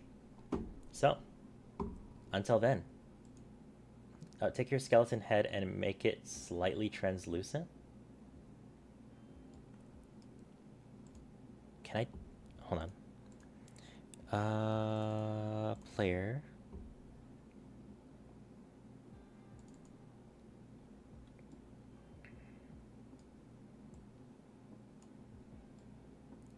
Oh, for a bullet. You know, that is something we can try.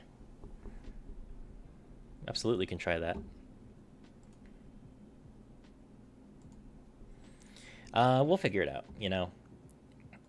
We could also do something hacky I did a long time ago when I was starting to learn Unreal. Like, I think I was in high school. But I actually just used a point light, one of these things, for the projectile. It's really bad for performance. And I promise I'm not thinking about doing that for real, but it would be kind of funny to do that again. Anywho, I really need to go to bed. I am an hour past the point of needing to be in bed, so we'll pick this back up tomorrow. And you know, that'll be our last day to work on this, so anyway, I'm nervous, but we got this. We got this.